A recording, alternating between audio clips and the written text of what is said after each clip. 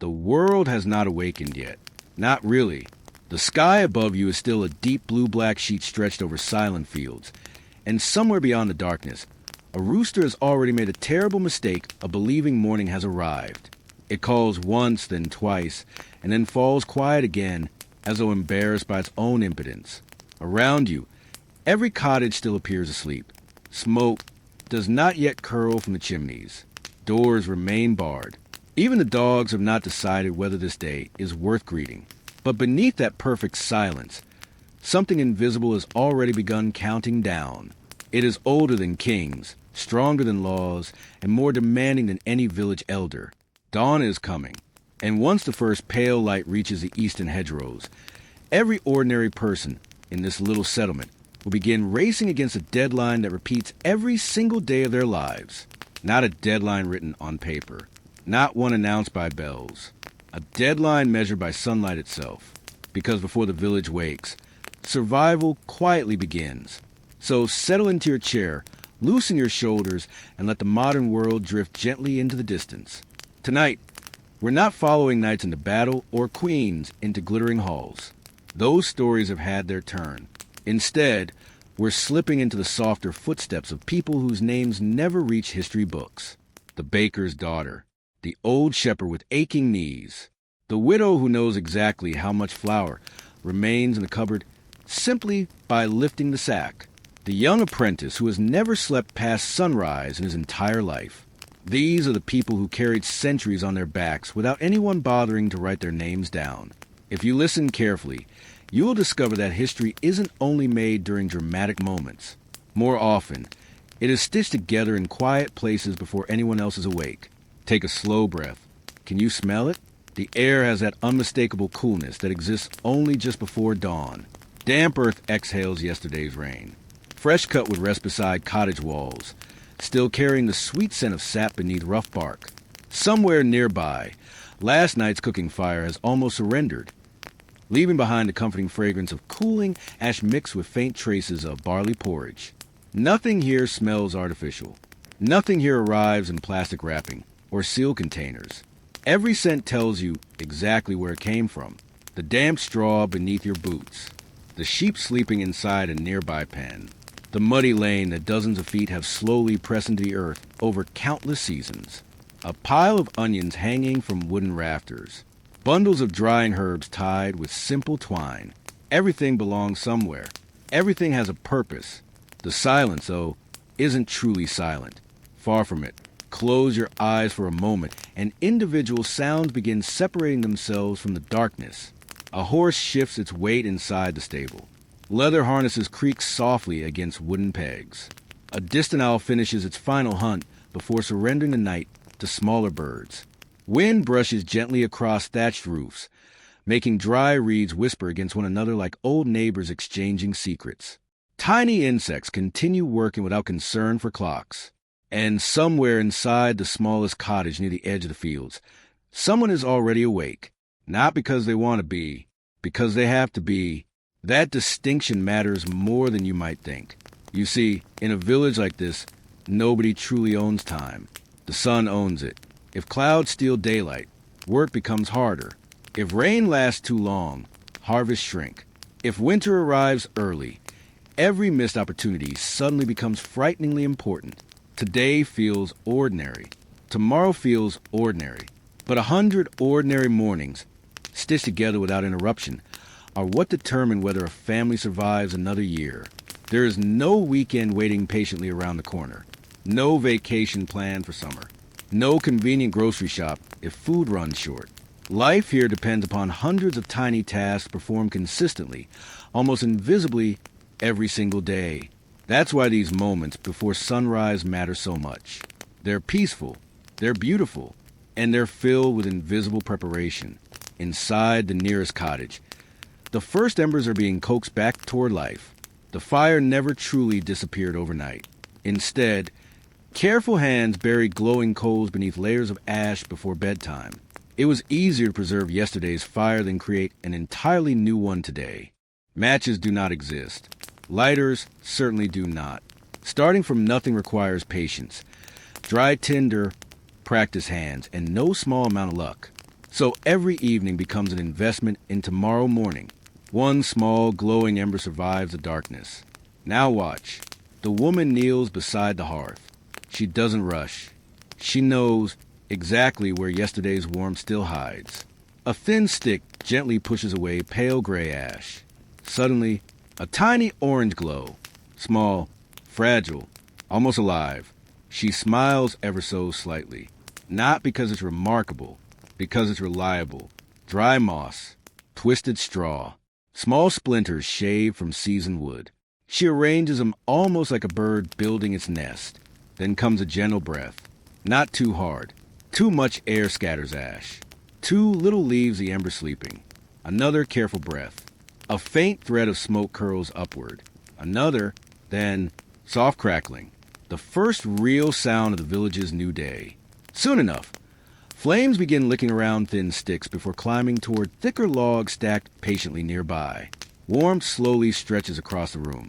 Shadows retreat from rough timber walls. Clay, cooking pots become visible again. Simple wooden stools emerge from darkness. A sleeping child turns over beneath a wool blanket without fully waking. Outside, nothing appears different. But inside this cottage, an entire day has quietly begun. Fire changes everything. Without it, breakfast remains uncooked. Water remains cold. Bread cannot bake. Tools cannot be repaired. Light cannot extend beyond sunset. It is not simply comfort. It is civilization compressed into one glowing hearth. Now imagine carrying every piece of firewood yourself, not ordering it, not buying neatly bundled logs, finding fallen branches, cutting them, dragging them home, stacking them, keeping them dry through rain, protecting them through winter. Every cheerful flame you've ever admired around a fireplace begins months earlier with someone sweating in a forest. That invisible labor surrounds everything here. Nothing simply appears. Everything arrives because somebody remembered yesterday to prepare for today. That may be the quietest secret of village life. Preparation is survival. As the fire strengthens, another familiar sound enters the cottage. Grinding, slow, rhythmic, stone against stone. Breakfast cannot happen until grain becomes flour. Many families purchase flour from village mills when they can. Others grind smaller amounts themselves. Either way, grain dominates life. Barley, rye, oats, sometimes wheat, if fortune has smiled upon recent harvests. Each tiny kernel represents months of uncertainty. Seeds planted beneath cold skies. Rain hoped for. Birds discouraged. Weeds removed. Storms feared. Harvest celebrated. Threshing completed. Storage protected from moisture, mice, and mold. Only then does one handful finally become breakfast. When you hold a piece of bread here, you're holding nearly an entire year's worth of careful decisions. That's why nobody wastes crumbs. Not one. A fallen crust is picked up immediately. Children learn this almost before they learn their letters. Food is respect. Food is work. Food is tomorrow. As more cottages slowly awaken, tiny ribbons of smoke begin rising to the still morning air. From a distance, the village finally looks alive, yet nobody speaks loudly. Morning belongs to quiet efficiency. Conversations remain brief. Energy must be saved for fields, animals, repairs, and endless chores waiting beyond sunrise. You'll notice something else, too. Nobody hurries in the frantic way modern mornings often feel. They're certainly busy, but they're practiced. Every movement has been repeated thousands of times before. Fetch water. Check animals. Feed chickens. Inspect fences. Prepare tools. Stir porridge. Wake children. Everything flows like a familiar song, whose melody everyone already knows. There's comfort inside repetition. Perhaps that's one reason the forgotten morning still feels strangely peaceful centuries later. Because despite the hardship, despite uncertainty, despite aching muscles and unpredictable weather, people still found moments worth appreciating. The warmth of fresh bread, the smell of wood smoke, a child laughing before work begins, the first golden line of sunlight touching dew-covered grass. Simple things, small victories, quiet reasons to begin again. And as the eastern sky slowly brightens beyond the sleeping fields, you'll soon discover that the real work of the village has only just begun. The first true light never arrives all at once. Instead, it slips quietly over the eastern horizon, almost apologetically, painting the edges of the world in soft shades of silver before gently warming into pale gold. For a few precious minutes, the village exists between two worlds. Night has not entirely disappeared, yet day has not fully claimed the land either. It is during this brief, fragile moment that you begin to understand why people here learn to notice the smallest changes in nature. The light itself is information.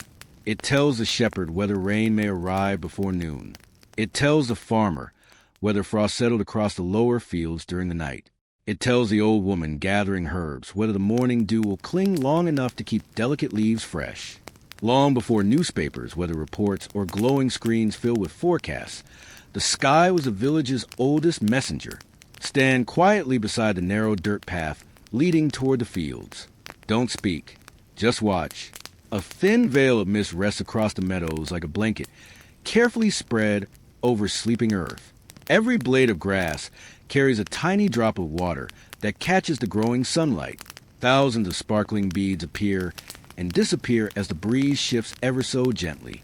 The fields seem peaceful, almost magical, but every person looking across them sees something different. A child sees room to run. A traveler sees the next destination. A hungry family sees next winter. The land is never simply beautiful. It is possibility. And possibility always comes with responsibility. The first figures begin emerging from their cottages. Not crowds, just one person here, another there, each carrying something. A wooden bucket, swinging gently from one hand. A coiled length of rope resting across one shoulder. A worn spade polished smooth by years of use. A bundle of woven baskets. No one leaves empty-handed. There's always work waiting beyond the doorstep. Notice their clothing. It is practical before it is fashionable. Simple linen shirts. Heavy wool cloaks during colder mornings. Leather shoes, carefully repaired more times than anyone can remember. Nothing is discarded because it looks old. Fabric is patched. Boots are stitched again. Belts are shortened, lengthened, and reused. Even broken wooden handles often receive another chance before finally becoming firewood. Modern life often celebrates replacing things. Village life celebrates keeping them alive. That philosophy reaches into nearly every corner of existence. Nothing should be wasted if it can still serve. Now listen carefully. The quiet begins changing. Bird song slowly replaces the night's insects. Blackbirds greet one another from low hedges. Swallows dart gracefully above the barns, already hunting tiny flies dancing in the cool air. Somewhere across the valley, another rooster finally gets the timing right. Its confident crow echoes across neighboring farms, answered by several others until the entire countryside seems to awaken together. Nature keeps no schedule, yet somehow everything happens in harmony. Near the village, well, the first small gathering forms. This place is more than a source of water. It is the heart of conversation. Women lower heavy wooden buckets into the cool darkness below. The rope rubs rhythmically against the smooth stone edge, polished by generations of hands performing this exact movement. Splash. A quiet pause. Then the slow effort of lifting. Water is astonishingly heavy. A full bucket weighs enough to make shoulders ache before breakfast. Imagine carrying several of them every day. Not once. Not occasionally, every single morning. For drinking, cooking, cleaning, washing clothes, feeding animals. Without clean water, nothing else matters. You might notice that people linger here for only a few moments. Just enough time to exchange the latest news. A calf born during the night. A broken wagon wheel needing repair. A cousin arriving from another village before harvest. Nothing dramatic, nothing sensational. The news of ordinary life. Yet, these simple conversations weave the invisible threads, holding the community together. Everyone depends upon someone else. The blacksmith needs charcoal burners. The charcoal burners need woodcutters. The woodcutters need sturdy axes. The axe maker needs iron. The farmer needs every one of them. Independence sounds admirable. Interdependence keeps villages alive. Further down the lane, smoke rises steadily from the baker's oven. Even before you see the building, your nose finds it first. Warm grain, yeast, fresh bread. Perhaps no smell has comforted human beings longer. Bread is more than food here. It is reassurance. If bread is baking, life continues. The baker has already been awake for hours. While most of the village still dreamed beneath wool blankets, he was measuring flour, checking the oven's heat, kneading heavy dough with practiced hands that know exactly how soft or firm each loaf should feel. There are no digital timers, no electric thermostats. The baker judges temperature by experience. He watches the color of glowing coals, feels warmth against his face, listens to the crackle inside the oven. Knowledge lives in memory rather than machines. Nearby, a young apprentice sweeps yesterday's flour from the floor. The task appears small, almost insignificant. Yet flour attracts mice. Mice spoil grain. Spoiled grain means hunger. Even sweeping becomes part of survival. Every chore, no matter how ordinary, quietly protects tomorrow. Beyond the last cottage, fields stretch toward the horizon in long strips divided by ancient hedgerows. These boundaries have stood for decades, perhaps centuries. Birds nest within them. Wildflowers bloom beneath them. Children follow them home when evening light begins fading. They mark ownership. They guide travelers. They shelter insects that quietly pollinate crops. A simple hedge performs dozens of jobs without anyone writing a book about it. Nature rarely wastes effort. Neither do the people living alongside it. Walk a little farther. The earth beneath your boots feels slightly softer now. Last night's moisture has not yet disappeared beneath the strengthening sun. Tiny footprints crisscross the muddy path. Chicken tracks. Dog prints. A fox that wandered through while everyone slept. One careful pair of human footprints leading toward the fields before dawn. Someone began working long before anyone else. Perhaps they worried about approaching rain. Perhaps they simply preferred solitude. Morning offers something increasingly rare. Silence without loneliness. You can hear your own thoughts here. The gentle breeze moving through barley. The distant lowing of cattle. The rhythmic tapping of a woodpecker somewhere deep within the nearby woodland. No engines. No alarms. No endless stream of notifications demanding your attention. Only the patient rhythm of a world moving at the speed of daylight. It would be easy to imagine this life as endlessly peaceful. In some ways it is, but peace does not mean ease. Every field contains uncertainty. A week without rain changes everything. One unexpected storm can flatten ripe grain overnight. A sickness spreading through livestock threatens entire families. People cannot control these forces. They can only prepare for them. Preparation becomes a quiet form of hope. Repair the fence before it breaks. Sharpen the sickle before harvest. Store extra grain before winter. Dry herbs before illness arrives. Hope here is rarely loud. It lives inside practical decisions. As the sunlight finally reaches the rooftops, turning each thatched home into soft shades of amber, the village no longer feels asleep. It breathes. Children begin appearing in doorways, rubbing sleepy eyes. Dogs stretch lazily in warm patches of sunlight. Cats inspect gardens with professional seriousness. The first carts creak slowly toward the fields, their wooden wheels singing the familiar song of timber against packed earth. Another ordinary day has begun. Not famous, not recorded by kings, not remembered in grand monuments. Yet somewhere inside the simple morning are thousands of tiny choices that will shape the future of every family living here. And if you remain quietly beside the winding lane just a little longer, you'll discover that the greatest classroom in the entire village is not inside any church or manor. It waits patiently among the animals, where children begin learning the oldest lessons of survival long before they ever learn to read.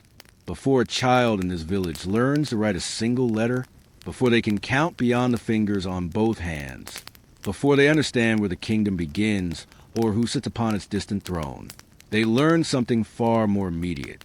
They learn that the animals are already awake. By the time the sun has fully climbed above the eastern trees, the youngest members of the village are beginning their own quiet routines. There are no ringing school bells waiting for them, no neat rows of desks, No stacks of printed books tucked beneath an arm. Their classroom is the morning itself. And every lesson has consequences. Come with me. Walk slowly toward the small timber gate at the edge of the village. The grass is still wet enough that it brushes cool droplets against your boots with every step. A spider has stretched a perfect web between two fence posts, each thread holding tiny beads that do that shimmer like strings of glass pearls. The web survived the night, and for just a few fleeting minutes, before the sun dries the moisture away, it becomes one of the most beautiful things in the entire countryside. Nobody stops to admire it, not because they don't appreciate beauty, but because work begins before there is time for admiration. The first child you notice cannot be more than 7 years old. His boots are far too large, handed down from an older brother whose feet grew faster than the leather could wear out. The sleeves of his wool tunic have been folded twice at the wrists. One elbow carries a careful patch sewn by patient hands during a winter evening beside the fire. Nothing matches perfectly. Nothing needs to. His clothes are expected to work, not impress. He carries a small wooden bucket with both hands. Empty, it already seems heavy enough. Soon it won't be empty. He walks carefully, avoiding puddles without thinking. Not because he dislikes muddy feet, but because wet boots stay damp for hours, and damp feet invite blisters. Tiny lessons like these are absorbed almost without anyone speaking them aloud. Experience becomes a teacher. Parents rarely explain every rule. Children simply watch. They imitate. They remember. Then one day, without realizing it, they become the adults being watched by someone even smaller. Near the chicken coop, an elderly woman unlatches a simple wooden door. Immediately, the quiet morning explodes into cheerful chaos. Feathers flutter. Tiny claws scratch eagerly at the earth. A rooster strides confidently into the yard with all the certainty of a king inspecting his kingdom. Behind him, hens scatter in every direction, searching for seeds, insects, and anything else the morning has quietly offered during the night. Listen to them. Soft clucks, gentle scratching, the occasional proud announcement after discovering a particularly satisfying beetle. Their sounds weave together into the familiar music of daily life. The children already know exactly what comes next. They search for eggs. It sounds simple, perhaps even pleasant. Yet even this small task requires careful attention. Hens sometimes choose surprising places to lay. A quiet corner beneath stacked firewood. Inside loose bundles of straw. Behind overturned baskets. Each egg represents precious nourishment, protein, calories, possibly tomorrow's meal, or perhaps a chick if the family decides to hatch new birds. Nothing is collected carelessly. Tiny fingers cradle each egg gently. The shells are remarkably strong in some directions, astonishingly delicate in others. Every child eventually learns precisely how much pressure is too much. That lesson, like so many others, comes through doing, not reading. A little farther away, another boy kneels beside two goats waiting patiently near a rough wooden fence. The animals already recognize him. Their ears twitch as he approaches. They know his footsteps, his scent, his voice. Animals remember kindness remarkably well. They remember impatience just as clearly. The boy strokes one goat gently along its neck before reaching for a simple wooden stool. Milking begins. Slowly, rhythmically, the sound is almost hypnotic. A soft squeeze, a quiet stream of milk striking the inside of the bucket. Again and again, the bucket gradually fills with warmth that only moments ago belonged entirely to another living creature. Fresh milk still carries the warmth of the animal itself. It steams faintly in the cool morning air. There are no refrigerated trucks, no cartons, no expiration dates printed in black ink. Only trust. The family trusts their own hands, their own animals, their own experience. That trust has been earned over generations. Nearby, the village cat watches everything with practiced indifference. It pretends not to care, but its sharp eyes miss absolutely nothing. Cats earn their place here honestly. They guard grain stores from mice. They patrol barns with quiet determination. No one expects affection, only competence. It is a fair agreement for both sides. As the children continue their chores, you'll notice something remarkable. Very few adults are giving instructions. Nobody stands over every shoulder, correcting every movement. The children already know what must be done. Responsibility arrives early here, not because childhood is ignored, but because every pair of helping hands genuinely matters. That may seem like a heavy burden to modern eyes, yet there is another side to it. These children grow up believing they're useful. Their work has visible meaning. When they gather eggs, breakfast becomes possible. When they fetch water, someone can cook. When they feed animals, those animals remain healthy through another day. Even small tasks carry visible results. Purpose is learned naturally. Across the meadow, sheep begin drifting toward fresh grass. Their thick wool moves gently in the breeze, carrying the faint scent of lanolin and clean earth. Tiny lambs bounce awkwardly beside their mothers, occasionally stopping to investigate flowers, butterflies, or absolutely nothing at all. Watching them, you almost forget how valuable they truly are. Their wool becomes warm clothing. Their milk feeds families.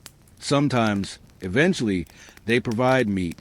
Nearly every part of their lives supports human survival. In return, the shepherd offers protection, water, shelter, care. Life here often feels less like ownership and more like partnership. Both depend upon each other. The village itself understands its balance. Nothing exists entirely alone. The chickens depend upon grain. The grain depends upon healthy soil. The soil depends upon rain. Families depend upon all of it. Even the smallest insect quietly contributes to a much larger story. Take another slow breath. The air has changed. The coolness of dawn is fading. Sunlight now warms your shoulders ever so gently. The smell of damp earth begins giving way to the richer scent of warming hay, fresh milk, baking bread, and with smoke rising steadily into an increasingly blue sky. The village no longer whispers. It hums. Wooden wheels creak along the lane. A blacksmith's hammer rings faintly somewhere beyond the cottages. Geese argue noisily near the pond with complete confidence that everyone wishes to hear their opinions. Children laugh. A dog barks once before deciding the excitement wasn't particularly important after all. Every sound belongs.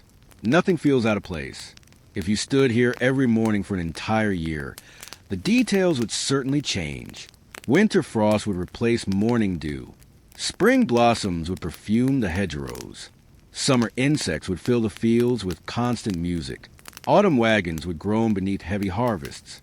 Yet beneath every changing season, the rhythm remains remarkably constant. Wait before sunrise. Care for one another. Care for the animals. Care for the land. Prepare for tomorrow before the day is ended.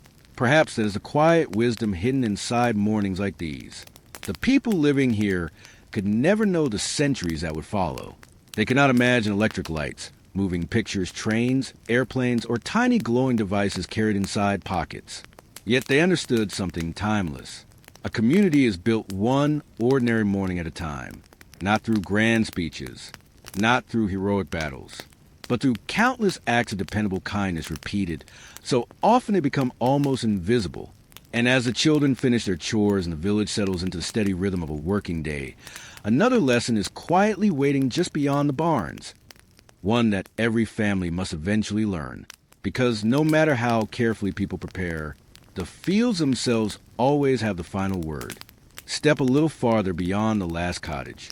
Behind you, the village continues its familiar morning rhythm. The baker's oven is glowing warmly now. A blacksmith's hammer rings with calm certainty through the cool air. Children carry out their final chores before joining their parents in the fields. Smoke rises lazily from thatched roofs, drifting upward until it disappears into a sky that grows brighter with every passing minute. Ahead of you, there's only open land. At first glance, it seems wonderfully peaceful. Long strips of barley ripple gently beneath the breeze. Patches of oats sway beside them with a softer movement, almost like waves brushing against a quiet shore. Wildflowers bloom along narrow paths, their colors glowing in the early sunlight. Small bursts of blue, yellow, and white scattered to the green landscape. Larks spiral high overhead, singing songs so cheerful that it almost feels impossible to imagine hardship existing in a place like this. Yet everyone walking these fields knows something you are only beginning to understand. Beauty is never the whole story. The fields are generous, but they are never generous for free. Walk beside the nearest farmer. His pace is steady, unhurried, but purposeful. Across one shoulder rests a wooden-handled hoe, its smooth surface polished by decades of work. The tool bears tiny marks left by countless repairs.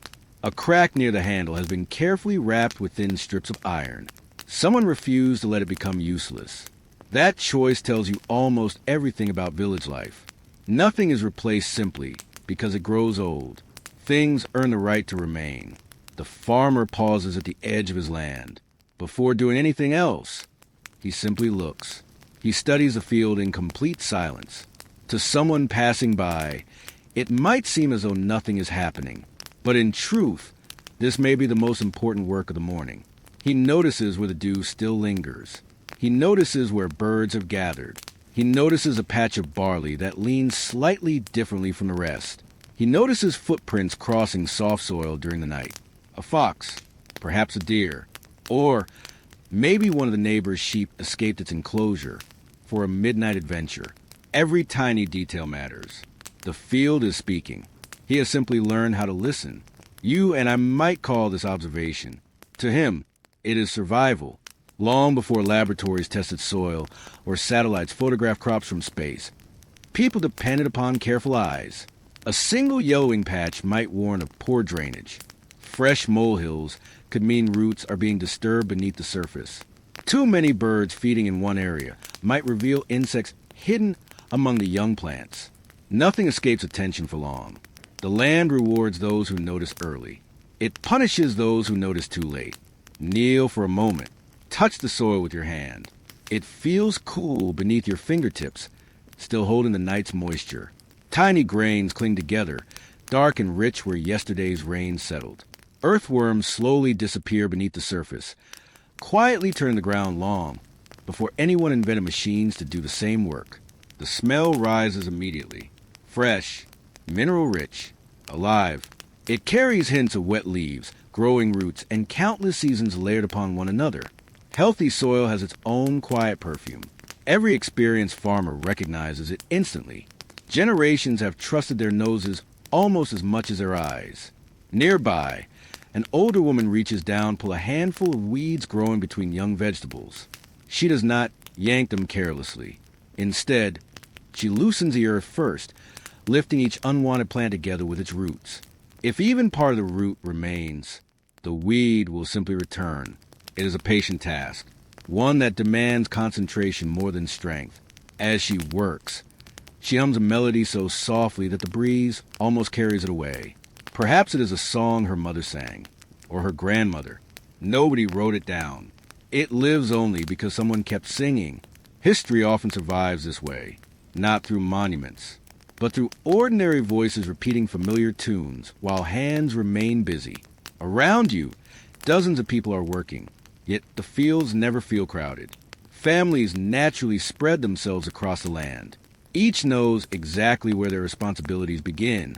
One person checks the bean poles. Another ties climbing vines with strips of woven flax.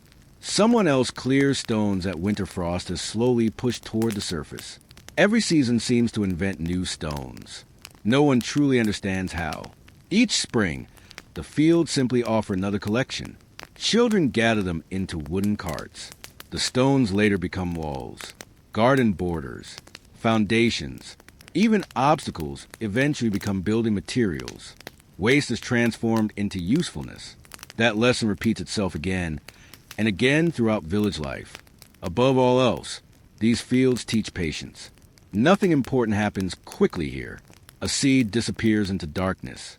For days, nothing. Then a tiny green shoot appears. Weeks pass. Leaves spread wider. Roots push deeper. Rain helps. Sunlight helps. Good fortune helps. But none of them can be rushed. The farmer cannot stand beside the field demanding faster growth. Nature keeps her own calendar. Human beings simply learn to cooperate with it. Perhaps that is one of the greatest differences between this world and our own. Today, so much of life encourages speed. Faster travel, faster messages, faster answers. Here, speed is often suspicious. Bread rises when it is ready. Cheese matures when time allows. Wood dries at its own pace. Children grow one season at a time. Even trust between neighbors is built slowly. The fields reward consistency far more than urgency. Listen carefully. A distant wooden wheel creaks rhythmically. Two oxen pull a heavy cart toward another section of farmland. They move with remarkable calm.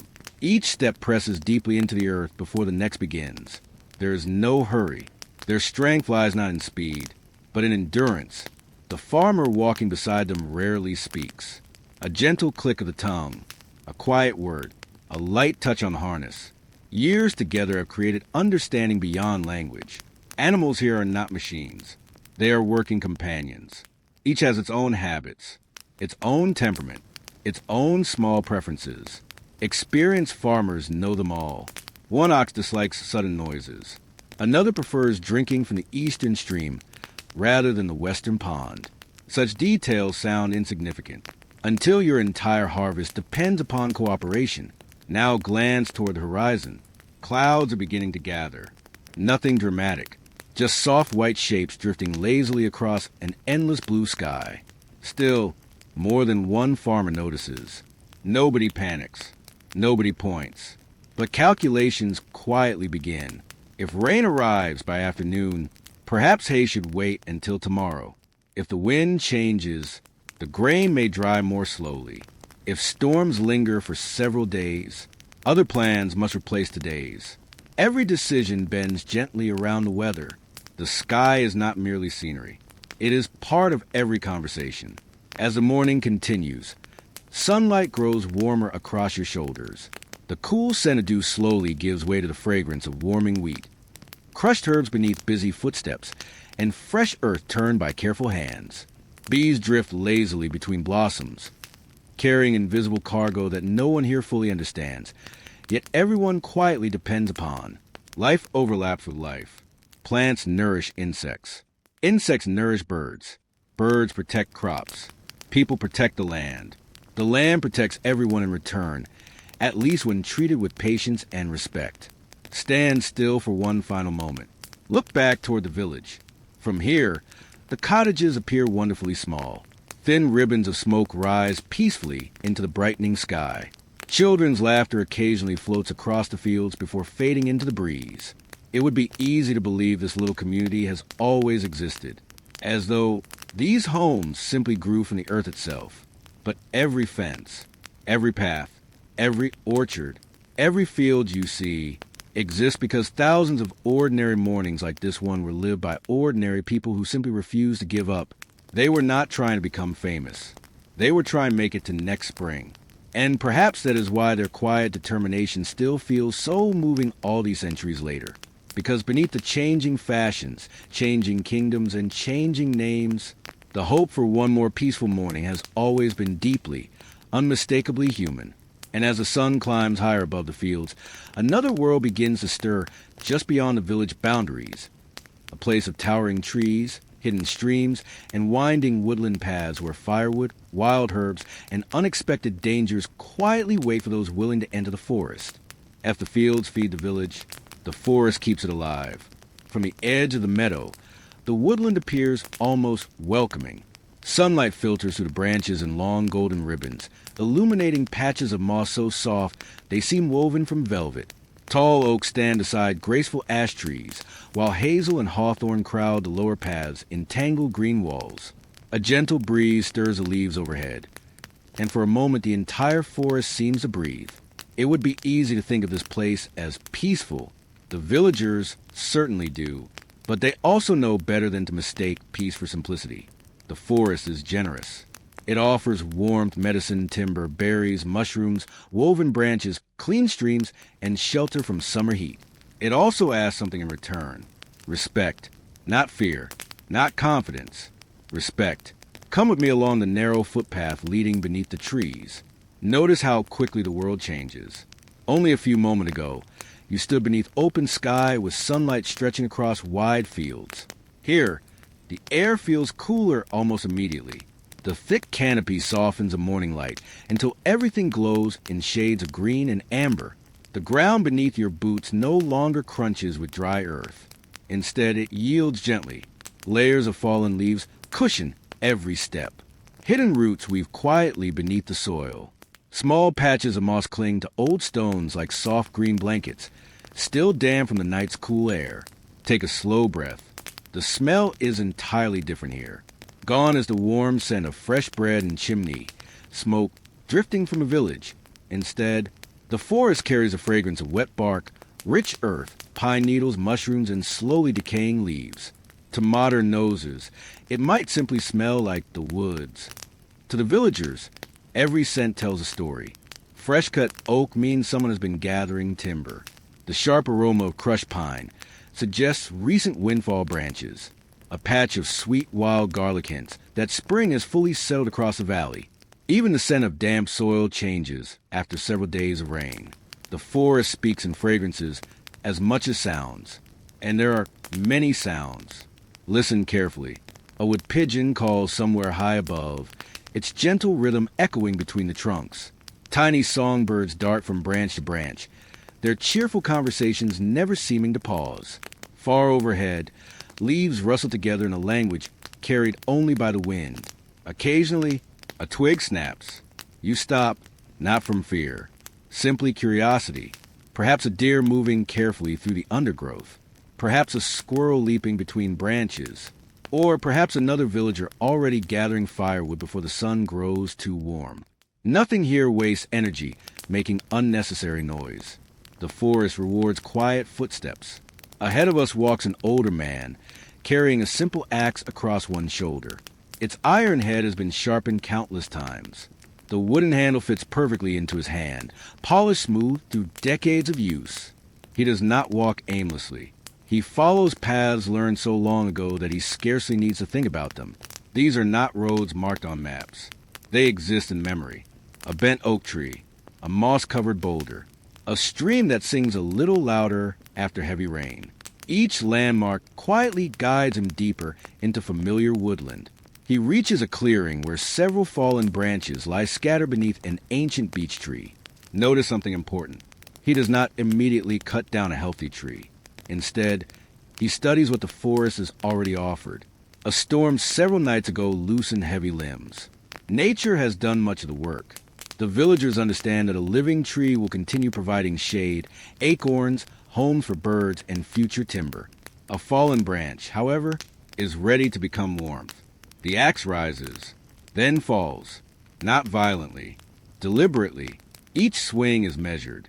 The rhythm settles into something almost musical. Lift, pause, strike. The sharp crack echoes briefly before disappearing among the trees. Fresh wood releases a clean, sweet scent the moment it splits. Pale golden timber shines beneath darker bark. Tiny curls would cling to the blade before drifting softly onto the forest floor. Nothing about the work feels rushed. Rushing only wastes strength. Strength must last until evening. Nearby, two women kneel among patches of wild herbs growing where sunlight reaches through the canopy.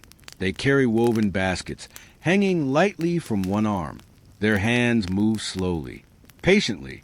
Not every green leaf belongs in the basket. Some nourish, others heal. A few can make someone terribly ill. Knowledge matters more than speed. One woman gently pinches a handful of yarrow blossoms. Another gathers plantain leaves growing beside the path. A little farther on, fragrant mint spreads along the edge of a cool stream. These plants will later soothe coughs, calm stomachs, ease fevers, or flavor simple meals. There are no pharmacies waiting beyond the next village. The forest itself becomes a medicine cabinet. Children often accompany these journeys, not because they gather much, but because someone must learn. Imagine a little girl walking quietly beside her grandmother. The older woman pauses beside a cluster of leaves. She says only a few words. Remember the shape, not the name. The shape, the smell, the place where it grows. Memory here depends upon observation rather than written pages. Years later, that same child will teach another. Knowledge travels from hand to hand, just as surely as bread passes around the family table. As we continue deeper beneath the trees, sunlight dances across the woodland floor in shifting patterns. Nothing stays perfectly still. Even on the calmest morning, leaves shimmer softly overhead, creating moving patches of brightness that drift across moss-covered stones. Time seems slower here, perhaps because there are fewer distractions, or perhaps because forests have always measured life differently. A mighty oak may stand for centuries. Several generations of villagers will be born, grow old, and disappear while the same tree quietly stretches its branches toward the changing sky. The forest teaches patience simply by existing. Soon we reach a narrow stream. Its water is astonishingly clear. Tiny pebbles sparkle beneath the surface. Minnows dart between shadows with effortless grace. The water murmurs softly over smooth stones, never repeating exactly the same melody twice. One young boy kneels to refill a leather water flask. He watches carefully upstream before drinking. Clean water is precious. A careless choice can bring illness to an entire household. Again, survival depends upon small habits repeated faithfully every day. Nothing dramatic, just quiet wisdom. The deeper we wander, the more signs of wildlife appear. Delicate hoofprints pressed into soft mud. Tiny rabbit tracks weaving between ferns. Acorns neatly opened by squirrels. A feather resting beside an old tree stump. The villagers notice every one of them, not because they are hunters this morning, but because paying attention has become second nature. Awareness keeps people safe. It also keeps them humble. The forest never truly belongs to human beings. They are visitors here, careful ones, grateful ones. As the sun climbs higher, warm beams begin reaching farther through the canopy. The cool morning air slowly softens. The scent of resin grows richer where pine trunks have released sticky amber sap into the warmth. Bees drift lazily from flower to flower. Butterflies settle briefly before floating onward again. For a few peaceful moments, it feels as though nothing in the world has ever been hurried. And perhaps, in places like this, that feeling has always been the greatest gift the forest offers. Not simply wood, not herbs, not food, perspective. Out here, surrounded by trees older than memory, human worries become just a little quieter. The endless list of chores waiting back in the village feels less overwhelming. The coming harvest, the approaching winter, the roof needing repair, they remain important. But the forest reminds everyone that life is built one careful day at a time. One basket filled, one log carried home, one stream crossed safely, one lesson passed from an older hand to a younger one. Eventually, the villagers begin turning back toward home. Their baskets are heavier now. Bundles of neatly cut firewood rest across sturdy shoulders. Fresh herbs release gentle fragrances with every step. No one has taken more than needed. There's quiet satisfaction in that, because they understand something remarkably simple. If the forest is treated with patience today, it will still be waiting tomorrow. And tomorrow, before the village wakes once again, its quiet secrets will still be there, hidden beneath the whispering leaves, ready to help another ordinary day begin. As the villagers emerge in the cool embrace of the forest, the world feels different again. The sunlight has climbed much higher now, washing the thatched rooftops in a warm golden glow. Shadows have grown shorter. The morning mist has long since disappeared, leaving behind clear blue skies that seem to stretch forever above the little village. The lanes are no longer empty. Children chase one another around the village green before being gently called back to work. Chickens wander confidently between cottages, scratching at the dust with tireless determination. A patient dog dozes beneath a wooden cart, opening one eye only when someone passes nearby. Life has settled into its familiar rhythm. Not hurried, not slow, simply steady. Walk toward one of the cottages near the center of the village. From the outside, it appears wonderfully modest. Its walls are woven from wooden timbers filled with pale clay and straw. The thick thatched roof slopes low enough to keep winter winds from stealing too much warmth. Small windows, no larger than necessary, allow gentle streams of sunlight to enter while protecting precious heat during the colder months. There is no unnecessary decoration. Every part of the building serves a purpose. Even beauty here grows naturally from usefulness. Push open the heavy wooden door. It groans softly on iron hinges polished by years of careful use. Immediately, another world surrounds you. The first thing you notice is warmth. Not overwhelming warmth. Just enough to soften the coolness, still clinging to your clothes after the walk through the forest. The hearth sits at the very center of the home, not tucked into a distant corner, not hidden away. Everything inside the cottage quietly revolves around it. The fire crackles gently, sending tiny sparks dancing upward before disappearing into the dark opening above. Fresh logs placed upon glowing embers release a comforting scent of oak mixed with faint traces of smoke that have settled into these walls over countless years. Every family has its own fire, its own familiar smell, its own rhythm. The walls themselves seem to remember every winter they have endured. Look around carefully. The room is smaller than many modern living rooms, yet somehow it contains nearly everything a family needs. A sturdy wooden table stands close to the fire. Its surface bears hundreds of tiny knife marks, dark stains from spilled stew, and smooth patches where countless hands have rested while sharing meals and stories.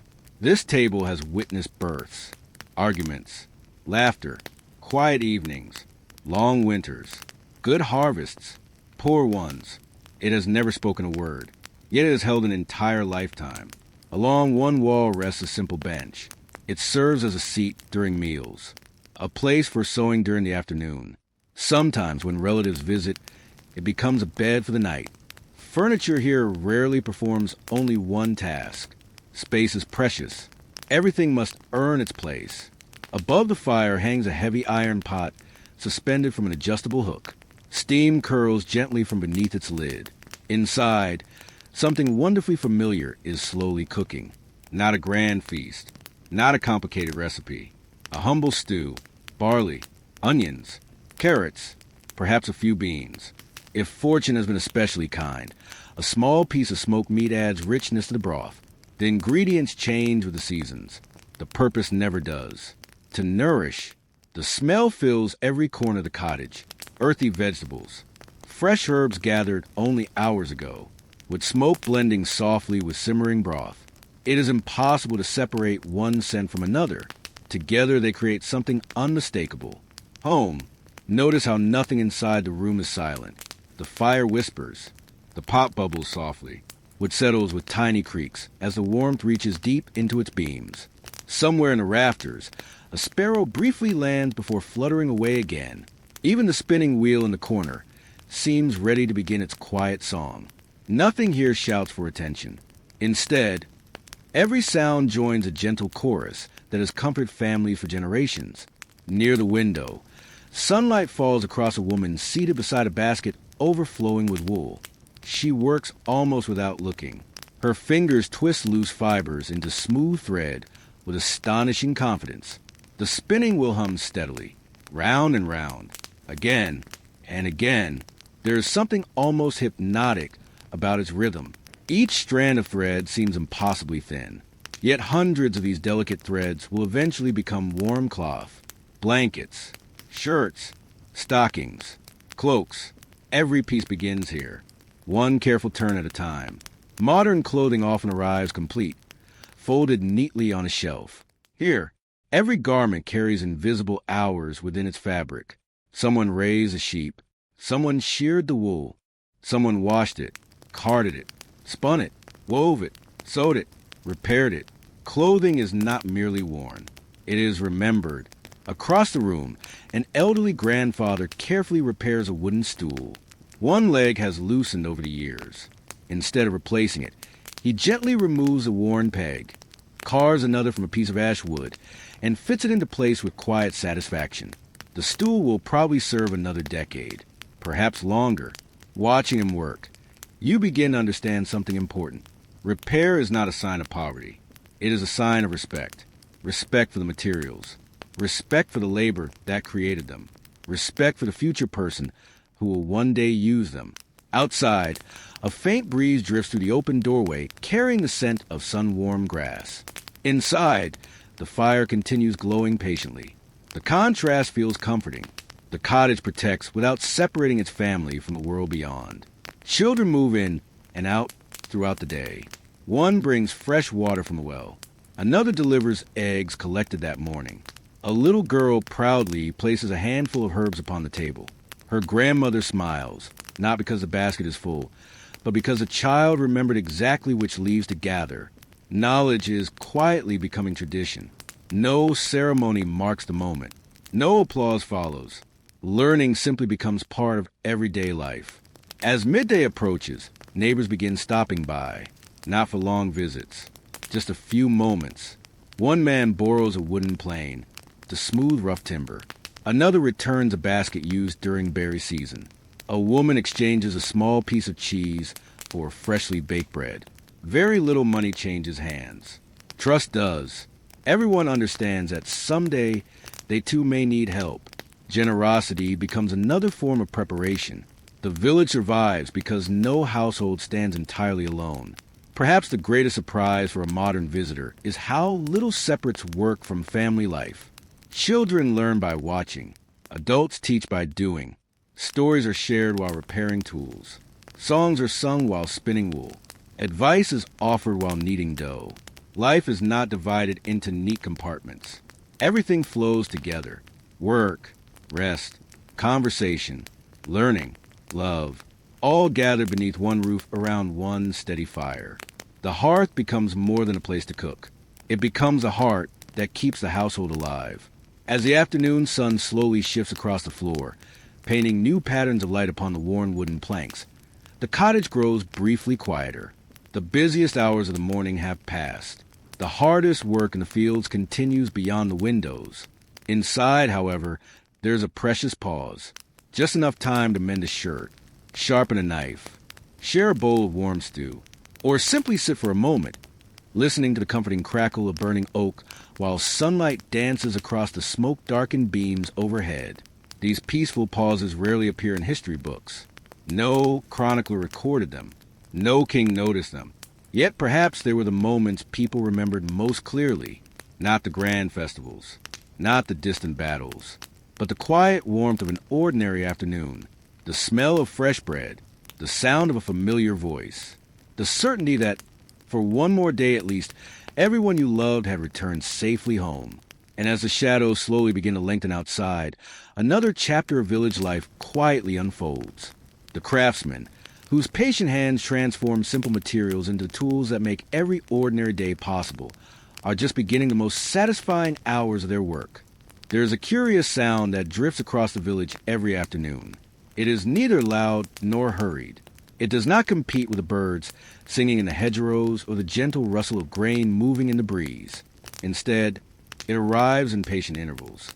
Clang, a brief silence. Clang, another pause. Then once more, clang. If you lived here long enough, you would stop noticing altogether. The sound had become as ordinary as breathing or birdsong. Yet hidden inside those steady strikes is one of the greatest reasons this little village continues to exist. Because food may come from the fields, and warmth may come from the forest, but nearly every tool that makes those things possible begins in the careful hands of a craftsperson. Come with me. Leave the cottages behind and follow the sound. The lane curves gently between gardens where beans climb rough wooden poles and rows of cabbages spread broad green leaves toward the afternoon sun. Bees drift lazily between blossoms. Somewhere nearby, a child laughs before being called back to help carry a basket of freshly gathered onions. Nothing feels rushed. Even the afternoon seems content to move one quiet moment at a time. Ahead stands a small timber building darker than the cottages surrounding it. Its doorway is open. Warm air spills outside. Not the gentle warmth of a family hearth. A deeper warmth. A working warmth. The smell reaches you first. Coal smoke. Hot iron. Freshly split wood. A faint trace of leather worn smooth by years of steady hands. Inside stands a village blacksmith. His workshop is surprisingly simple. No polished machines. No electric lights. No shelves overflowing with identical tools. Only the essentials. A sturdy anvil sits at the center like the heart of the room, its surface gleaming where countless blows have struck over generations. Beside it waits a forge glowing with orange coals, alive with quiet heat. Long iron tongs hang neatly from wooden pegs. Hammers of different sizes rest within easy reach, each worn into comfortable familiarity. Nothing is arranged for appearance. Everything is arranged for memory. The blacksmith rarely needs to search for a tool. His hands already know where each one belongs. Watch him for a moment. He slides a plain iron bar into the glowing coals. Then he waits. That may be the first lesson every apprentice learns. Iron cannot be hurried. Too cool, and it refuses to bend. Too hot, and it weakens beneath the hammer. The right moment exists for only a short time. So the blacksmith watches the color carefully. Dark red, cherry red, bright orange. Experience tells him far more than any measuring instrument could. When the metal reaches exactly the right heat, he lifts it with the tongs and lays it across the anvil. The first strike echoes through the workshop. Clang. Tiny sparks leap into the air like golden fireflies before disappearing almost instantly. Again. Clang. The iron slowly changes shape. Not dramatically. Only a little with each careful blow. That is how nearly everything important happens in this village. Not all at once, but one patient step after another. The blacksmith is making something small today. A hinge for a cottage door. Hardly the sort of object that poets celebrate. Yet without hinges, doors sag. Cold winds creep inside. Rain finds its way into dry homes. A simple piece of iron quietly protects an entire family through winter. Ordinary objects often carry extraordinary responsibility. Nearby, a young apprentice pumps the great leather bellows. Each slow push sends fresh air rushing into the forge. The fire answers immediately. Flames brighten. Coals glow more fiercely. Heat deepens.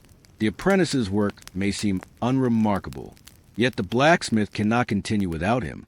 Even here, skill depends upon cooperation. The village is full of partnerships like this. One person shapes the iron. Another keeps the fire alive. A third gathers charcoal from the forest. Every craft rests upon countless unseen hands. Step outside once more. The afternoon breeze feels pleasantly cool after the forge. A little farther along the lane, another workshop waits.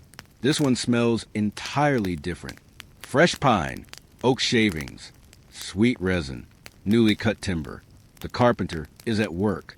Sunlight spills through the open doorway, illuminating thousands of tiny curls of pale, which scattered across the floor like ribbons left behind by the wind.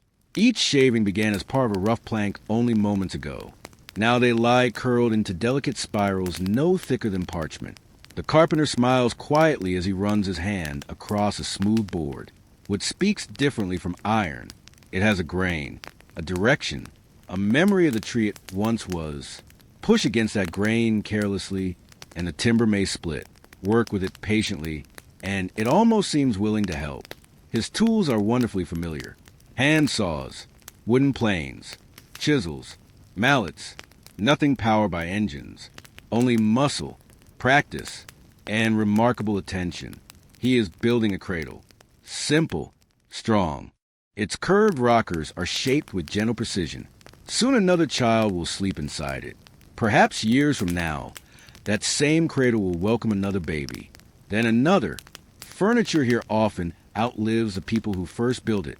Imagine how many lullabies these wooden boards might hear over a century. Across the village square, another craftsman works beneath a shaded awning. He is the cooper. Many visitors overlook him until they realize almost every household depends upon barrels. Barrels store grain, salt, ale, dried apples, water during journeys. Without sturdy barrels, food spoils more quickly. Harvests become harder to protect. The cooper fits curved oak staves together with astonishing accuracy. One by one they form a perfect circle. Then iron hoops slide carefully into place. A few measured taps with a wooden mallet. The entire barrel suddenly becomes solid. No glue, no screws, only precision. Each piece supports every other. It is a beautiful reminder that strength often comes through cooperation rather than force. Now follow another quiet path toward the edge of the village. Here, beside a slow-moving stream, sits the potter. His workshop feels calmer than all the others. The spinning wheel before him turns almost silently beneath steady hands. A lump of soft clay waits patiently in the center. Wet fingers press gently. The clay begins rising, slowly, gracefully. A simple bowl appears almost as though it had always been hiding inside the earth, waiting for someone to reveal it. There is something deeply soothing about watching clay respond. It asks for neither strength nor speed, only balance. Too much pressure, it collapses. Too little, It never finds its shape. The potter seems almost to breathe with the turning wheel. Round and round. The bowl grows taller. Its walls become thinner. Its rim smoother. Nearby, rows of finished jugs dry quietly in the afternoon warmth. Each one slightly different. Not because the potter lacks skill, but because hands leave tiny signatures no machine could ever erase. Imperfection becomes proof of humanity. The children passing these workshops rarely stare for long. They have grown up with these sights. The ringing hammer, the scent of sawdust, the turning wheel. To them, these sounds simply mean the village is healthy. Someone is repairing. Someone is building. Someone is preparing for tomorrow. And perhaps that is the greatest craft of all. Preparation. Nearly everything made here serves someone the maker may never meet. A spoon carved this afternoon may comfort an old woman during winter soup. A horseshoe shaped today may carry a traveler safely home months from now. A barrel finished before sunset may preserve enough grain to feed a family until spring. The craftspeople understand this quietly. They are not creating objects. They are creating ordinary moments that have not happened yet. As the afternoon light softens into warmer shades of amber, each workshop begins slowing.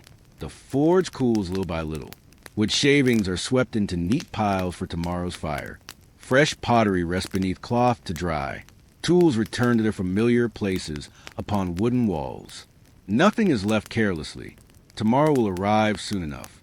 And when it does, every hammer, chisel, plane, and wheel should be exactly where patient hands expect to find them. Outside, long shadows now stretch across the village lanes. The busiest hours are ending. A cooler breeze drifts gently through the gardens. Somewhere beyond the fields, cows begin making their slow journey home. The evening has not quite arrived, but everyone can feel it approaching. For in this quiet village, another ancient ritual is about to begin. The peaceful return of every path, every person, and every wandering animal back toward the comforting glow of home before darkness settles across the countryside once more. There is a moment every afternoon when the village seems to pause, not because the work is finished. The work is never truly finished. There will always be another fence to mend, another basket to weave, another loaf to bake, another roof that will one day ask for fresh thatch. No, the pause comes because the light itself begins to change. Stand at the edge of the fields and look toward the west. The sun has softened. Its brilliant white has become a warm amber, spreading across the countryside like honey poured slowly over green hills. Every blade of barley catches the light differently. Some glow almost gold. Others remain deep green, gently swaying beneath a breeze that has grown cooler than it was only a few hours ago. The shadows have become longer now. Fence posts stretch across the earth like dark fingers. The great oak at the center of the meadow casts a shadow nearly as wide as the cottage beside it. The villagers notice these shadows without thinking. They have measured time this way all their lives. No one needs to ask what hour it is. The land answers quietly. A farmer resting briefly on the handle of his hoe glances toward the lengthening shadow beside him. He nods almost to himself. There is still enough daylight to finish one more row, perhaps two, not three. He knows this with remarkable certainty. Time here is not counted in numbers. It is counted in opportunities. One more basket, one more bundle, one more journey to the stream, one more armful of hay before evening dew returns. Every decision bends gently around the slow movement of the sun. Nearby, a young woman ties the final sheaf of barley with a strip of twisted straw. She kneels carefully, gathering the long stalks against her arm before securing them into a neat bundle. The movement is practiced, graceful, almost effortless. Yet every sheaf represents thousands of tiny grains, thousands of future meals, thousands of quiet moments around family tables. Harvest begins with countless ordinary gestures like this one. No single bundle seems particularly important. Together, they determine whether winter feels comfortable or frightening. Across the meadow, children are gathering scattered tools. A wooden rake, a short-handled hoe, a woven basket that still smells faintly of fresh onions. They carry each item carefully, not because someone constantly reminds them, because they have learned that forgotten tools rust beneath rain. Broken handles steal precious hours tomorrow. Caring for the tools is another way of caring for family. Responsibility often begins with surprisingly small things. Listen carefully. The sound of the countryside are changing once again. The cheerful chorus of midday birds grows quieter. Swallows still dart through the air, chasing insects that sparkle in the golden light. But their frantic energy has softened. From distant pastures comes a low, comforting call of cattle. One answers another, then another. The sound drifts lazily across the valley before dissolving into the evening breeze. It is not a cry of alarm. It is simply conversation, the familiar language of animals preparing to return home. Soon you notice movement along the winding lanes. One by one, villagers begin making their way back toward the cottages. Some carry bundles of firewood balanced neatly across their shoulders. Others push small handcarts filled with vegetables gathered from the gardens. A shepherd walks slowly behind a flock of sheep, using nothing more than a long wooden staff and a few quiet whistles to guide them gently through the narrow gate. There is no shouting, no panic. The sheep already know the way. They have walked this path hundreds of times before. Habit, you begin to realize, is one of the invisible foundations of village life. Not a dull routine, a trusted rhythm. One that allows people to spend less energy wondering what comes next and more energy doing what must be done. Near the edge of the village pond, a pair of ducks glide effortlessly across the still water. The surface reflects the skies so perfectly that the clouds seem to float beneath them instead of above. Dragonflies skim across the reeds. Tiny fish disturb the reflection for only a heartbeat before the water becomes smooth once more. A little girl pauses on a footbridge. Only for a moment, she watches the ducks. She smiles quietly, then continues home carrying her basket of herbs. Even on the busiest days, there's still room for wonder. The village has never forgotten that.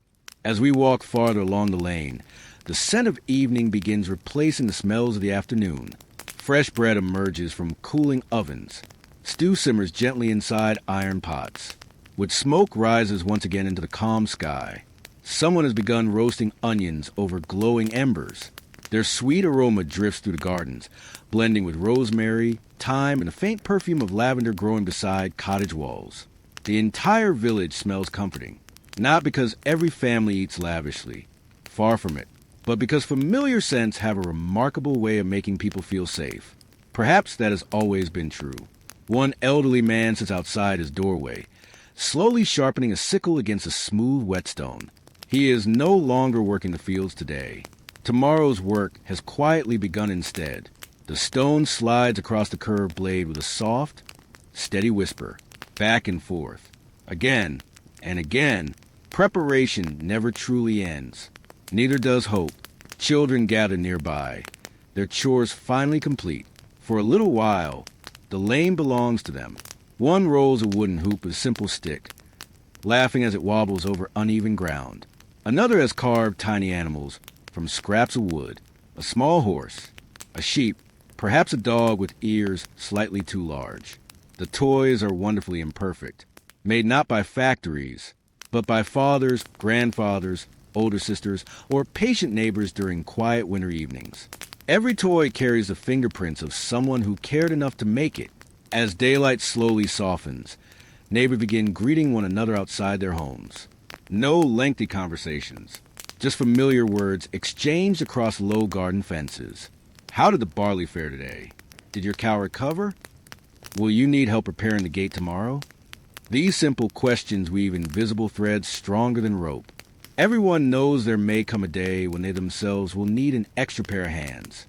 Community is not built during festivals. It is built through hundreds of small kindnesses offered without keeping score. Above the rooftops, smoke rises almost perfectly straight.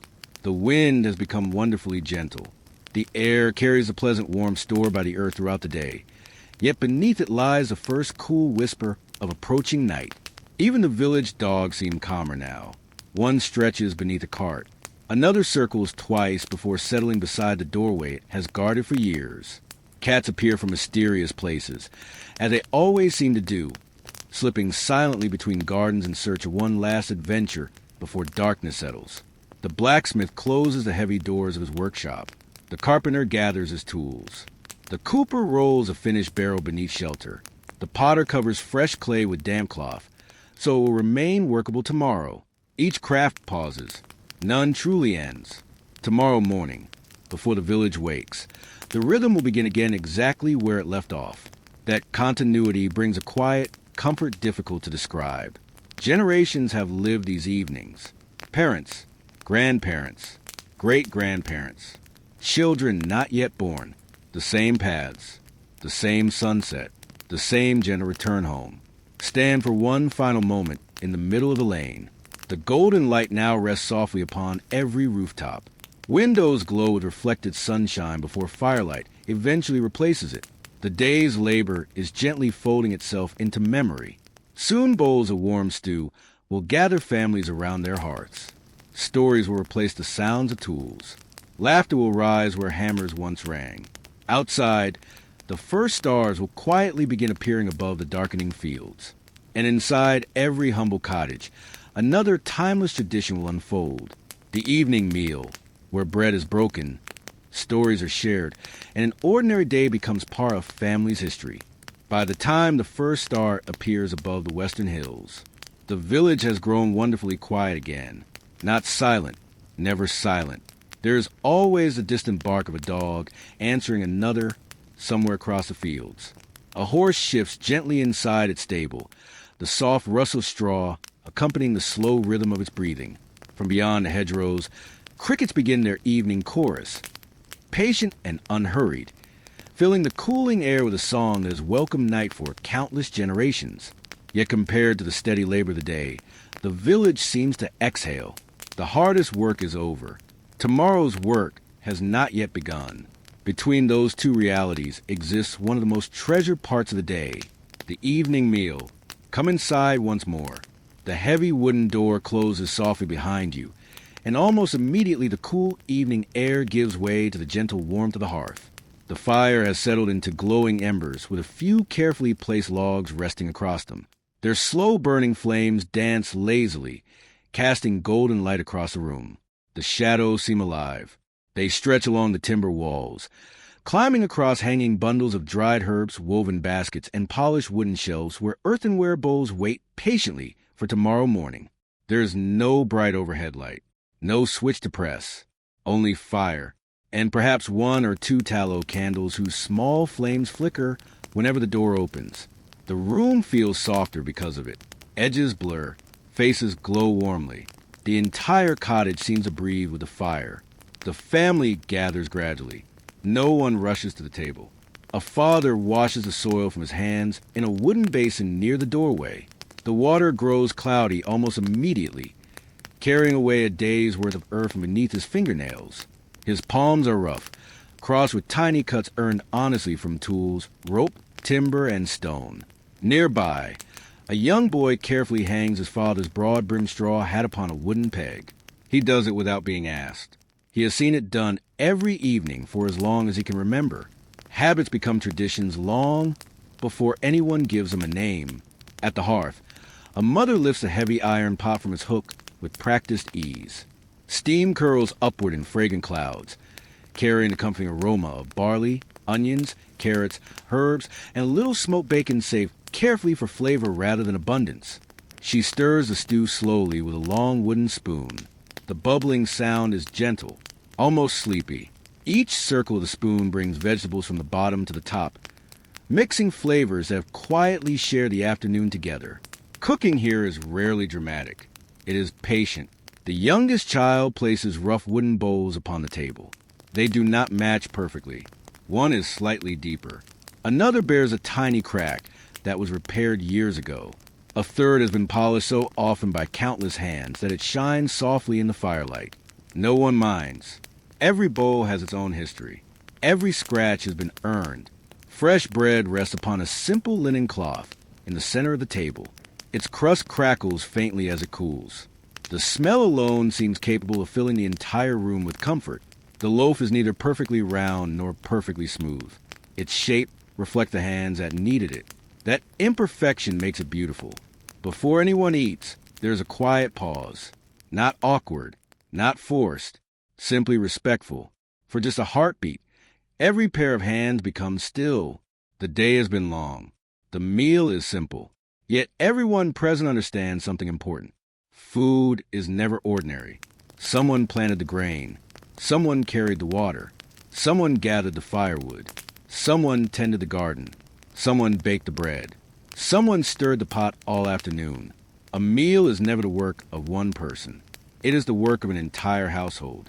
The first spoonful is wonderfully warm. Steam rises gently before disappearing into the cool air above the table. The barley has softened until each grain almost melts upon the tongue. The carrots add quiet sweetness. Fresh thyme gathered only that morning releases its gentle fragrance with every breath. It is not luxurious. It is nourishing.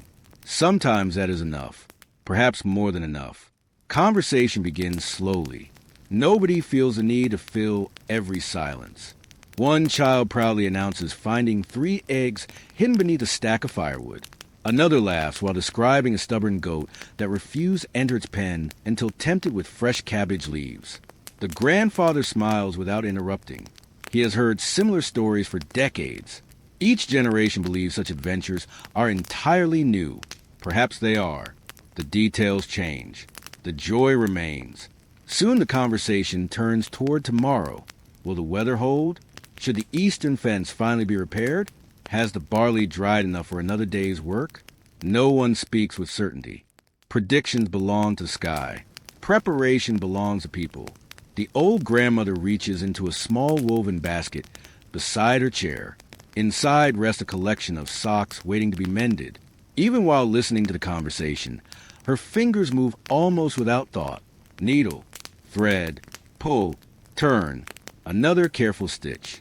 She wastes neither daylight nor candlelight. Every quiet moment offers an opportunity to prepare for colder days ahead. Across the room, the spinning wheel begins its familiar hum once again, not because anyone has been ordered to work, simply because idle hands naturally find useful things to do. The sound blends perfectly with the crackling fire, round and round, softly, steadily, almost like another heartbeat within the cottage. Outside, darkness gathers gently across the fields. The windows have become mirrors now, reflecting the warm room instead of the world beyond. Occasionally, someone glances toward the glass and catches their own reflection floating beside the dancing firelight. Beyond that reflection lies only the quiet countryside wrapped in night. The stars multiply overhead, invisible to those inside. Yet, somehow everyone knows they are there. A sudden knock sounds at the door. 3 soft taps. Not urgent, merely familiar. The father opens it. Standing outside is a neighbor carrying a small wooden bucket. His cow has given more milk than his family can use before morning. Rather than letting it spoil, he shares it. In return, he leaves carrying half a loaf of fresh bread. No coins change hands. No written agreement is needed. Trust travels more easily than money in a village like this. Generosity rarely announces itself. It simply appears at the doorstep. As the evening deepens, the bowls gradually empty. One by one they are wiped clean with the final pieces of bread. Not a drop of stew is wasted. Even the smallest crumb has value. Children learn this lesson every evening, without anyone needing to repeat it aloud. When a meal is finished, nobody rises immediately. This may be the most peaceful moment of the entire day. The work is done. The hunger has faded. The fire is warm. The people you love are close enough to hear breathing. For a few precious minutes. That is enough. The grandfather clears his throat softly, without announcing it. Everyone understands what comes next. A story, not from a book. Books are precious and rare. This story lives entirely in memory. It has traveled through many voices before reaching his. Perhaps it tells of a clever fox who outwitted a greedy wolf. Perhaps of an ancient oak said to remember the footsteps of forgotten kings. Perhaps of a traveler who found kindness in a distant village during the coldest winter anyone could remember. The exact tale matters less than the telling. Children lean forward. Adults smile quietly. Even those who know every word still enjoy hearing it again. Stories here are more than entertainment. They carry advice, warnings, hope, laughter, memory. They remind everyone who they are. Outside, The crickets continue singing beneath the sky, overflowing with stars. Inside, the fire settles lower, its glowing embers casting a deep red light across the room. Tomorrow will arrive early, long before the village wakes, long before the first rooster believes dawn has come. But for now, there's nowhere else to be, only here, around this worn wooden table, sharing simple food, listening to familiar voices, and discovering once again that the richest moments in history were often the quietest ones of all. Soon, candles will be gently extinguished, the last embers carefully covered with ash to preserve tomorrow's fire, and the entire village will surrender itself to the peaceful darkness of another medieval night. The last candle is never blown out in a hurry. It grows smaller little by little, its flame bending gently whenever someone passes nearby. The pool of warm light upon the table shrinks until it no longer reaches the far corners of the cottage. The shadows grow longer, softer, and somehow more familiar, settling quietly into places where they have rested every evening for generations. Outside, night has completely taken hold. Not the pale orange-tinted night of modern towns. Not a darkness interrupted every few steps by glowing windows, street lamps, or passing headlights. This is true darkness, the kind that allows the stars to reclaim the sky. If you were to step outside now, your eyes would need a few patient moments to adjust. At first, the world would appear almost empty. The village lanes would dissolve into soft black shapes. The cottages would become little more than darker silhouettes against the horizon. Then, slowly, the night would begin revealing itself. The outlines of fences, the curve of the old oak standing alone in the meadow, the gentle shimmer of the stream reflecting moonlight, a distant hill resting peacefully beneath thousands upon thousands of stars. The sky seems impossibly large. Without artificial light dimming its brilliance, the heavens become the greatest roof anyone could imagine. The pale band of the Milky Way stretches overhead, like a river of scattered silver dust. More stars appear every time you look upward, then more again. Soon it feels impossible to count them. The villagers know these stars well, not every constellation by name, but enough to judge the seasons, enough to find direction while returning home after sunset, enough to notice when familiar patterns begin shifting with the passing months. For them, the sky is not decoration. It is another companion, another quiet guide. Listen carefully. Night has its own orchestra. Crickets continue their endless rhythm from the tall grass beyond the gardens. Somewhere in the woods, an owl calls. Its deep, rounded voice rolls gently across the sleeping fields before fading into silence. Several heartbeats later, another owl answers. The conversation continues beyond your hearing, hidden among ancient trees. Near the stable, a horse exhales slowly, warm breath drifting into the cool air. One of the cows shifts comfortably against fresh straw. Sheep settle close together inside their enclosure, their soft movements creating little more than a whisper. Even the animals seem to understand that darkness asks for gentleness. Back inside the cottage, the family prepares for sleep. This, too, is work. Not difficult work, but thoughtful work. The grandfather kneels beside the hearth one final time. The fire still glows brightly beneath its blanket of embers. Rather than allowing it to burn itself away completely, he reaches for the long iron poker. With slow, practiced movements, he gathers the brightest coals into a compact mound. Then he covers them carefully with a layer of pale gray ash. Not enough to smother them, only enough to slow them. By morning, hidden beneath the ash, tiny sparks will still be alive, waiting, patiently. The next day's warmth begins before this one has fully ended. There is something quietly beautiful about that. Hope preserved beneath ashes. The children watch closely. One day they will perform the same ritual, without guidance. Another piece of knowledge passes silently from one generation to the next. No ceremony marks the lesson. No one announces it. It simply becomes part of life. Nearby, wooden shutters are closed across the tiny windows. They keep out the chill night air. They also make the room wonderfully still. Only a faint thread of moonlight slips through the narrow gaps between the boards, laying delicate silver lines across the floor. The youngest child yawns, a deep, wholehearted yawn that seems impossible to resist. Soon another follows. Then another. Sleep spreads through the room almost like a gentle breeze. Beds are wonderfully simple. A sturdy wooden frame, a mattress stuffed with straw or dried grasses, while blankets carefully folded during the day. A feather pillow if the household has been especially fortunate. By modern standards, they might seem uncomfortable, yet after hours spent working in fields, forests, workshops, and gardens, tired bodies rarely ask for luxury. They ask only for rest. Before climbing beneath the blankets, each person quietly completes one last task. Boots are placed beside the door. Tools are returned to their proper hooks. A cloak is folded neatly across a chair. Tomorrow morning begins more easily when tonight ends with care. Preparation never sleeps. Outside, the village continues settling into silence. The blacksmith's forge has grown cold. The carpenter's shavings lie quietly upon the workshop floor. The baker's ovens radiate their final warmth into the empty room.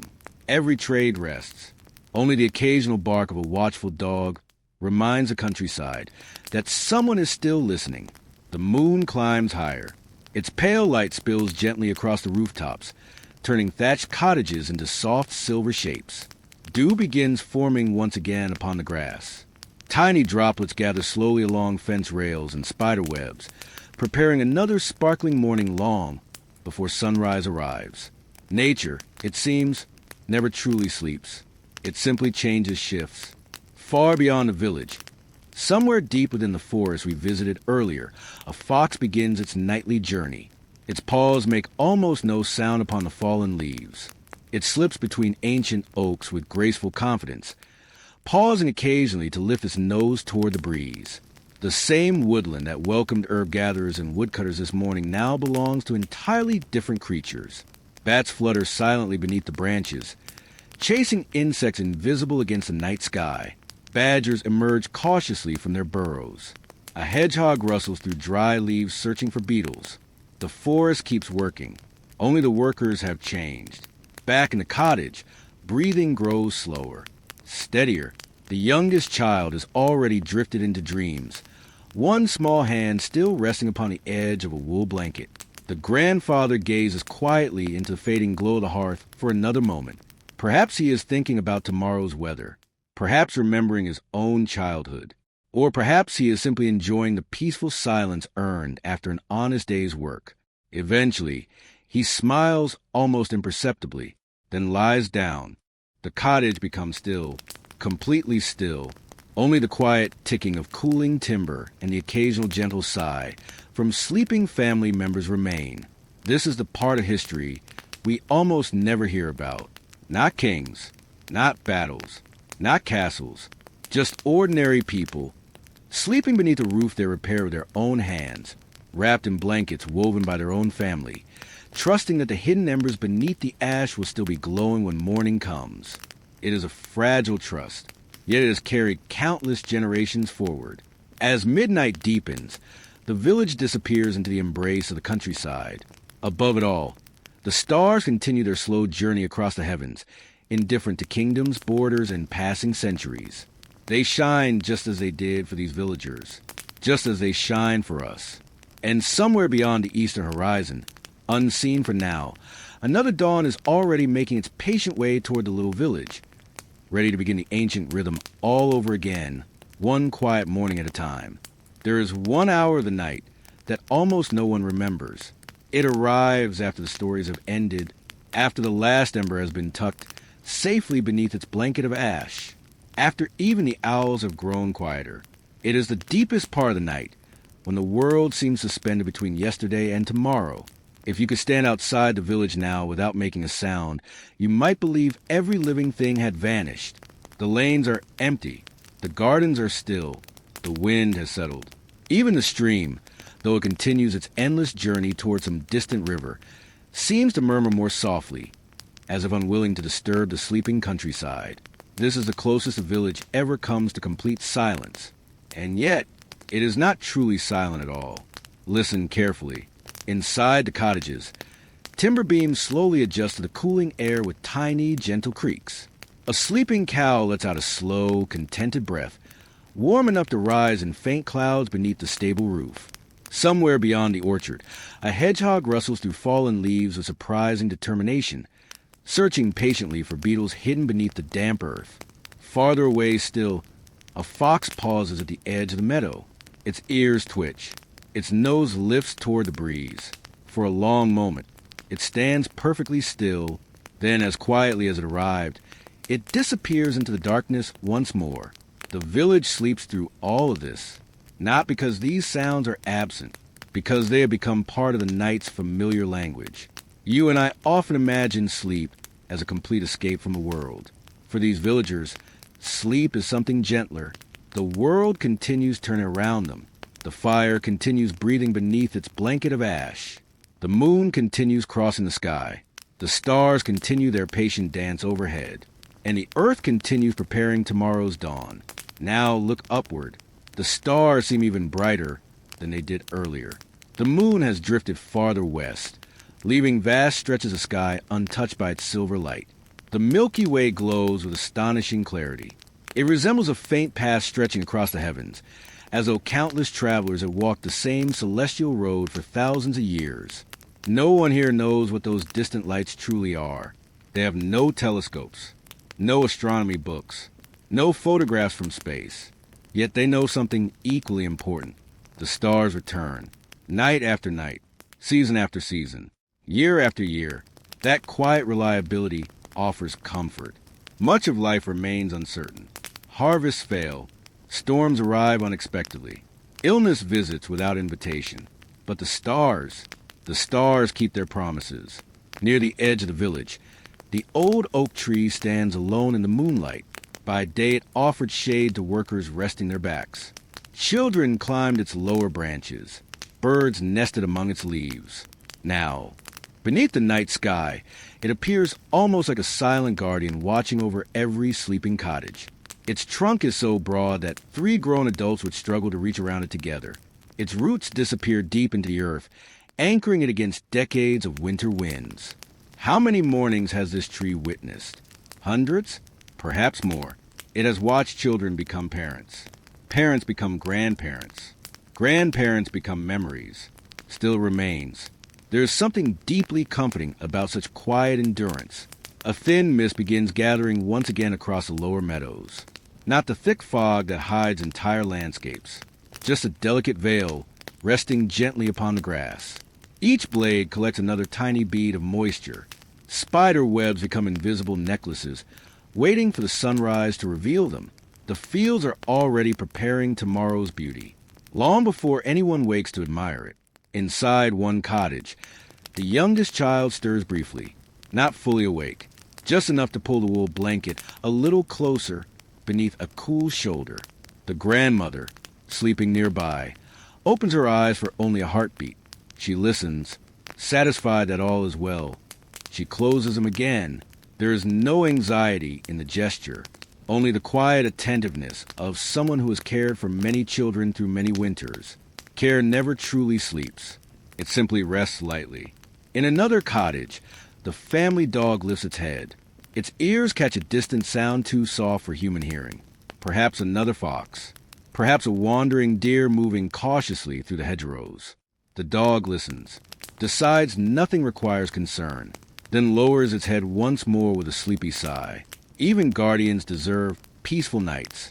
Time moves differently during these hours. Without clocks ticking upon walls, without glowing numbers beside the bed, there is no constant reminder of passing minutes. Night simply unfolds.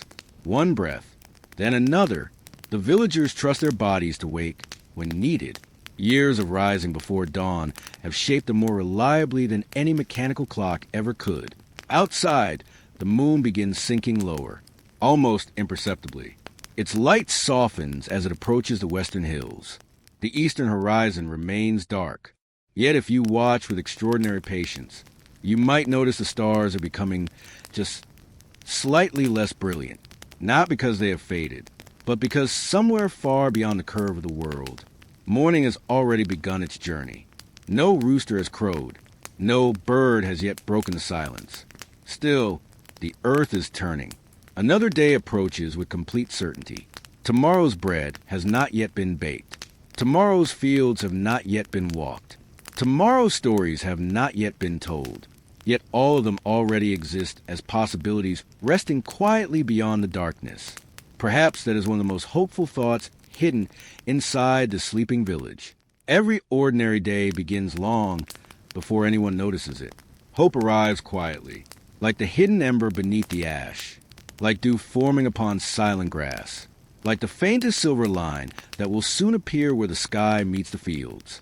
For now, however, there is nothing to do, nothing to repair, nothing to harvest, nothing to carry, only rest, only breathing, only the deep, peaceful stillness earned by people who spend every hour of daylight caring for one another, for the land, and for the simple rhythm of a life built one sunrise at a time. And in that gentle silence, before the very first bird dares to sing, the entire village dreams together beneath the same endless sky, waiting for the ancient promise of dawn to quietly begin again. Some mornings do not begin with sunlight. They begin with color.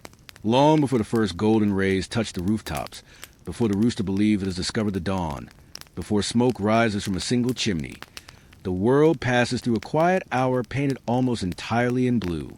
It is a blue so gentle that it hardly seems real. The fields lose their darkness first. The hedgerows become soft outlines. The old oak, which stood like a black silhouette through the night, slowly reveals the broad curve of its branches. Every twig, every knot in its bark, patiently returns to view, not all at once, but little by little, as though the earth itself is waking with sleepy eyes. You are standing once again at the edge of the village. The air is cool enough that each slow breath feels wonderfully fresh. It carries the clean scent of damp soil, wild grass, and the faint sweetness of clover hidden beneath tiny beads of dew.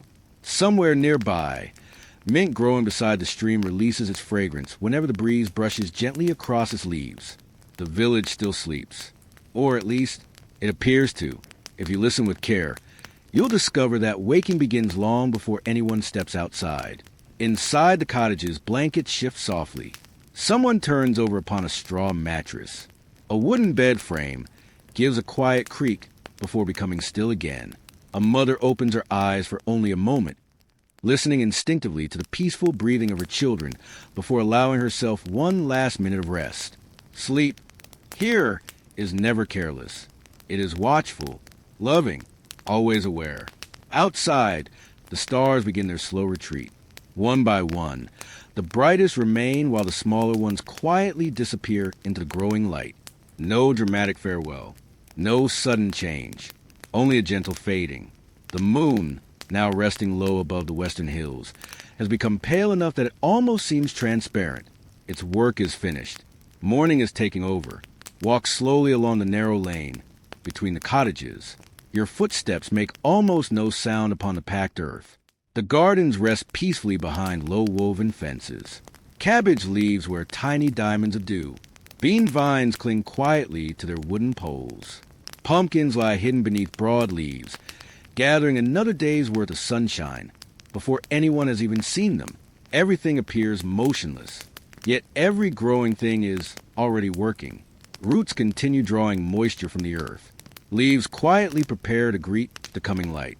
Flowers remain tightly closed, patiently waiting for the warmth of the sun before opening their colorful faces once again. Nature has no need for alarm clocks. Its timing has been perfected over millions of mornings. Near the village well, the wooden bucket hangs exactly where it was left last evening. A single droplet falls from its rim. Then another. The rope, darkened by years of use, sways ever so slightly in the cool breeze. Soon familiar hands will grip it once again. Soon the first bucket of water will rise from the darkness below. But not yet. This brief pause belongs entirely to the morning itself. The stable is beginning to stir. A horse stamps one hoof gently against the straw, not impatiently, simply stretching after a long night's rest. One of the cows lifts her head and blinks slowly toward the open doorway, where pale blue light now reaches just inside. She knows the rhythm of the day as surely as any person. Breakfast will come. The pasture will open. The familiar voices will return. There is no need to hurry. The chickens, however, are less patient. Inside their wooden coop, quiet rustling grows steadily louder. Feathers brush against feathers. Tiny claws scratch softly across the floor. One hen lets out a gentle cluck, answered almost immediately by another. The village has not awakened, but it is preparing to. High above the rooftops, a solitary swallow appears. It circles once, twice. Its wings slice silently through the cool air. For a heartbeat it seems alone in the entire sky. Then another joins it. Soon a handful of swallows dance effortlessly overhead, chasing invisible insects that have risen with the morning mist. They are among the first true workers of the day. No one teaches them when to begin. They simply know, as all living things seem to know. Stand quietly beside the old oak once more. Its leaves barely move. Only the highest branches catch enough breeze to whisper softly against one another. A spider has spent the night rebuilding its web between two lower limbs. Now the masterpiece hangs covered in dew, every delicate thread glowing silver blue in the approaching dawn. It took hours to create. A careless bird might destroy it in seconds. Still, the spider builds again. Morning after morning, there is wisdom in such persistence. The eastern horizon begins changing, almost too slowly to notice. Blue gives way to soft lavender. Lavender melts into pale rose. Then a hint of warm gold appears so faintly that you wonder if your eyes imagined it. This is the moment the villagers have trusted for generations. No bells announce it. No clocks record it. Yet countless families have awakened precisely here, guided by nothing more than experience and the quiet language of light. Inside one cottage, hidden beneath a blanket of woven wool, the grandfather opens his eyes. He does not stretch immediately.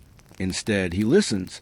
The house, the wind, the animals, the silence. Only after hearing that everything is as it should be does he slowly sit upright. His bare feet meet the cool wooden floor. He smiles gently. Another morning has been given. Another opportunity to care for the land.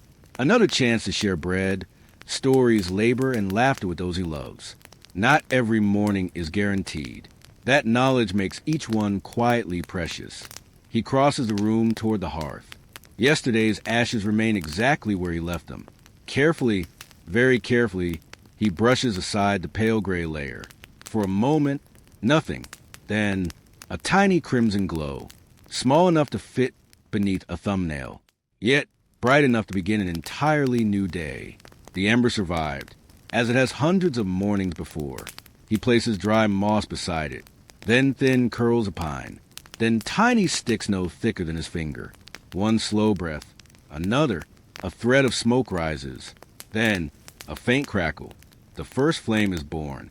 Outside, almost at that exact moment, the very first bird begins to sing. One clear note, then another. The sound floats gently across the quiet fields. A blackbird answers from the hedgerow. Moments later, robins, wrens, and larks add their own voices until the countryside slowly fills with music once again. The village is awakening. Not suddenly, not noisily, but exactly as it always has.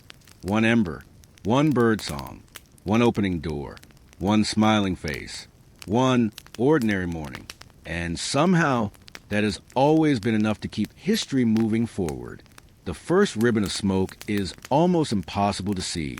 It slips quietly from a single chimney, so thin that it nearly disappears against the pale morning sky. For a few moments, it rises perfectly straight, untouched by wind, before slowly dissolving into the growing light. Then another chimney joins it, and another. Within minutes, the entire village seems to breathe. From above, if you could somehow watch on the wings of a passing raven, you would see dozens of gentle streams of smoke lifting together like silent prayers, each one carrying the scent of oak, ash, and yesterday's careful preparation. Every plume tells the same story. Someone found a hidden ember. Someone coaxed it patiently back into flame. Someone chose not to let yesterday's fire die. There is something profoundly comforting about that thought. The village does not begin each morning from nothing. It begins by protecting what survived the night. The sun finally rises above the distant hills. Not suddenly, but with quiet confidence. Its first rays reach the tops of the tallest trees before slipping across the meadow, touching every blade of grass with warm light. The dew, which moments ago appeared as tiny silver beads, suddenly bursts into thousands of sparkling reflections. The entire field seems covered with scattered stars. Only now, they shine beneath your feet instead of above your head. Walk with me toward the baker's cottage. You could find it with your eyes, but your nose will discover it first. Fresh bread, warm flour, a faint sweetness rising from dough that has spent the night slowly becoming ready. Few smells have welcomed human beings for as many centuries as bread leaving a hot oven. It is a fragrance that speaks without words. It says, "You have enough, perhaps only for today." But today is all anyone truly possesses. Inside, the baker is already well into his work. His hands move almost without conscious thought. One loaf is placed upon a wooden board to cool. Another disappears into the glowing oven. A third waits beneath a linen cloth, quietly rising. His forearms carry a light dusting of flour. Tiny white fingerprints decorate the front of his wool apron. He notices neither. The flour has become part of him, just as the smell of smoke has settled permanently into the timber beams above. Every profession leaves gentle marks upon the people who practice it. The carpenter carries the scent of fresh wood. The shepherd smells faintly of lanolin and open fields. The blacksmith's hands remember iron long after they have been washed. The baker always carries a little flour home. Outside, villagers begin greeting one another, not loudly. Morning conversations seem naturally softer than those later in the day. A woman carrying 2 wooden buckets smiles at the shepherd passing with his flock. An elderly man tips his cap toward the cooper, already rolling an empty barrel into the sunshine for inspection. No one lingers long. Friendliness and purpose walk together here. The village will soon becomes busy once more. The thick rope slides over worn stone with its familiar whisper. Down, a soft splash. Then up again. The bucket emerges glittering with cold water, droplets falling back in the well like tiny crystals. Each household repeats the same movement, again and again, not because life lacks imagination, but because every family needs water before anything else can happen. Breakfast, cleaning, cooking, animals, gardens. The day itself begins with a full bucket. Nearby, a little boy struggles to lift one that is only half full. His grandfather notices. Without saying a word, he quietly takes the heavier bucket while allowing the child to carry the lighter one. Neither pretends otherwise. Help is offered naturally. Pride never becomes more important than kindness. Perhaps that is another invisible lesson the village teaches every morning. Strength exists to make another person's burden a little lighter. As sunlight spreads farther across the cottages, windows begin glowing warmly, not because lamps still burn inside, but because morning itself has entered the homes. The small panes of handmade glass catch the light differently from modern windows. Some ripple slightly. Others contain tiny bubbles trapped within the glass long ago. Looking through them gently bends the world outside. Nothing is perfectly clear. Yet, somehow everything feels more beautiful because of those imperfections. In one garden, an old woman kneels beside rows of herbs. She does not harvest them immediately. Instead, she brushes her fingertips gently across the leaves, feeling, smelling, observing. The rosemary seems healthy. The sage survived another cool night. The thyme has spread farther than expected. She smiles quietly. Success in a garden rarely arrives dramatically. It comes leaf by leaf, morning by morning, season by season. Along the edge of the lane, the blacksmith walks toward his workshop, carrying yesterday's repaired hinge. He pauses outside the cottage where it belongs. The homeowner opens the door before he can knock. Both men examine the repaired ironwork together. A few careful adjustments. One final tightening of the pin. The door swings perfectly. No applause follows, only satisfied nods. Good work rarely demands attention. Its reward is simply that it works. Farther down the road, the carpenter watches a pair of swallows building a nest beneath the roof of his workshop. Tiny pieces of straw, soft feathers, little pellets of mud. Each trip adds almost nothing. Yet over the course of many journeys, a home slowly appears. He chuckles softly. The birds build much as people do, one careful piece at a time. The comparison stays with him as he begins shaping another length of oak into the leg of a sturdy table. Nature and craftsmanship often speak the same quiet language. The village green slowly fills with movement, not crowds, just gentle activity. Children carry baskets. Women exchange herbs. Men shoulder tools before heading toward the fields. A dog trots confidently between everyone, apparently convinced it has important business somewhere. The church bell rings once, not urgently, merely announcing that the morning is fully underway. Its sound rolls softly across the valley before fading into the hills beyond. Even those who cannot hear it directly somehow know the day has reached another familiar point in its rhythm. Above, the sky has become a brilliant blue. Only a few white clouds drift lazily overhead. Their slow movement reminds you that the wind high above is stronger than the gentle breeze touching your face below. Everything in this landscape moves at its own pace. The clouds, the birds, the stream, the people. No two rhythms are identical, yet together they create remarkable harmony. Stand quietly for a final moment beside the old stone bridge, crossing the narrow stream. Water slips beneath it with endless patience. Children pause to watch tiny fish flashing between smooth pebbles before hurrying toward their morning chores. An elderly woman scatters crumbs for a pair of ducks waiting expectantly near the bank. The ducks, utterly confident in this daily tradition, begin eating before the last crumbs even touch the water. Some habits are shared by every generation. As the village settles fully into another working day, you begin to notice something extraordinary hidden within these ordinary hours. Nothing here feels spectacular. No banners wave, no trumpets sound, no great events announce themselves. Yet every loaf of bread, every repaired fence, every bucket of water, every greeting exchanged along the lane quietly builds a foundation of a community that has endured for generations. History often remembers the loudest voices, but villages like this remind us that the world has always been carried forward by quieter hands. And somewhere beyond the gardens, where the fields meet the distant woodland, another ordinary task is already waiting.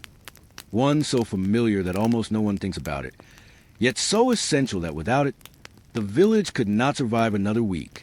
If there is one quiet truth that holds this village together, it is this. The people here are always living in two seasons at once. Even on the warmest summer morning, someone is thinking about winter.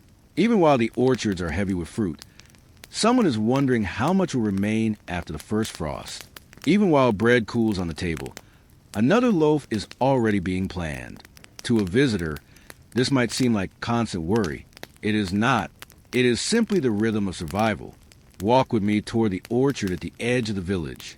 The sun has climbed higher now, filling the air with gentle warmth. Bees move lazily between wildflowers growing beneath the apple trees, their quiet buzzing blending with the distant murmur of a stream.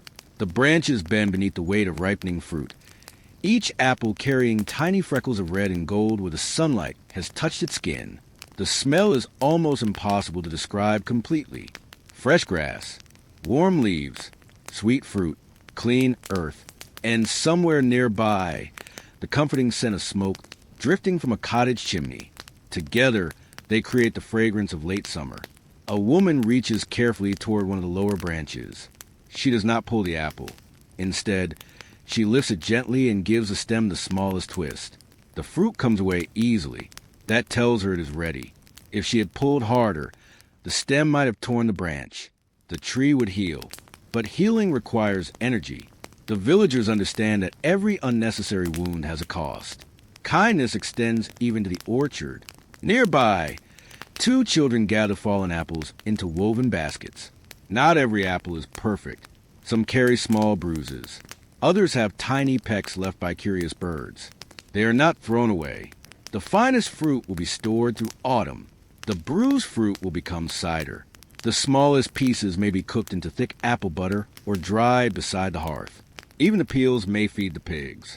Almost nothing is wasted. Waste is a luxury the village cannot afford. Yet strangely, no one seems unhappy because of it. Instead, there is quiet satisfaction in discovering another use for something that might otherwise have been lost. Perhaps that is one reason the village feels so peaceful. Everything belongs somewhere. Everything has another purpose waiting. A little farther down the lane, Sunlight pours through the open doorway of a cottage. Inside, long strings of herbs hang from the rafters. Bundles of thyme, sage, rosemary, mint, lavender. Their leaves rustle gently whenever a breeze slips through the window. The room carries the rich fragrance of an entire summer captured beneath one roof. The herbs are drying, not because anyone wishes them to lose their freshness, but because winter will one day ask for their flavor. A grandmother unties one bundle and inspects the stems. The leaves crumble softly between her fingers. Perfect. They are ready. She places them carefully into a small linen pouch, tying it closed with a strip of flax. Months from now, when snow rests against the cottage walls, these tiny leaves will remind a family of green fields and warm sunshine. Memory can have a scent. Across the village green, another family is busy with beans. Long rows of freshly picked pods lie across the wooden table. The children shell them with astonishing speed. Tiny beans rattle into clay bowls like little stones falling into a stream. The empty pods are gathered separately. Tomorrow they may become food for animals, or perhaps they will return to the compost heap, slowly becoming rich soil for another season. Nothing truly disappears here. It simply changes. The earth gives, people borrow, then they return what remains. Near the edge of the village stands a smokehouse. It is not a grand building, only a sturdy timber shed with a carefully tended fire burning low inside. The smoke escaping through its roof smells wonderfully different from the smoke of an ordinary hearth. It is sweeter, cooler, filled with the aroma of oak and applewood. Inside, strips of meat hang patiently from wooden beams. Fish caught from the nearby river sway gently in the rising smoke. Nothing cooks quickly here. The fire is never allowed to burn fiercely. Its purpose is not heat alone. Its purpose is time. Slow smoke protects food long after summer has disappeared. Imagine the patience this requires. A family cannot simply decide to preserve food on the day winter arrives. Preparation begins while the sun is still warm enough to ripen apples. The village is always quietly reaching into tomorrow. One cottage farther along, jars do not line the shelves as they might in a modern kitchen. Glass is precious. Instead, grains rest inside wooden chests. Flour sleeps within thick linen sacks. Dried peas fill clay pots sealed with cloth. Each container protects the harvest in its own way. The greatest enemies are not people. They are dampness, mice, mold, tiny things. The villagers wage constant, peaceful battles against them. A broom leaning beside the wall tells part of that story. Sweeping is not simply tidying. It protects food. A tightly fitted lid is not merely careful craftsmanship. It guards against hunger. Ordinary chores carry extraordinary importance. Outside again, you hear laughter. A little boy has discovered that one pumpkin is almost too large for him to carry. He wraps both arms around it, lifting with all his determination. It barely leaves the ground. His older sister watches for a moment before smiling. Without teasing him, she quietly picks up the other side. Together, they carry it toward the cottage. Some burdens were never meant for one pair of hands. The afternoon breeze carries the sound of grain being threshed. Rhythmic, steady, bundles of harvested stalks are gently struck against wooden boards. Tiny grains fall like golden rain into waiting baskets. Clouds of chaff drift through shafts of sunlight, glowing for a moment before settling softly upon the earth. The work is repetitive, almost meditative. No one rushes. Hurrying scatters grain. Patience gathers it. An old farmer pauses beside the pile. He scoops a handful of barley into his weathered palm. The grain slides slowly between his fingers. He weighs them, not with scales, with memory. This year's harvest feels slightly heavier than last year's. That is enough to bring a quiet smile. No celebration follows, only gratitude. Nearby, swallows continue their endless flights above the fields. They know nothing of winter stores or drying herbs. They will simply leave when the seasons change. The villagers cannot. Their preparation must replace wings. As the afternoon light begins its slow journey toward evening once more, baskets fill steadily. Herbs dry quietly overhead. Smoke curls gently from the smokehouse.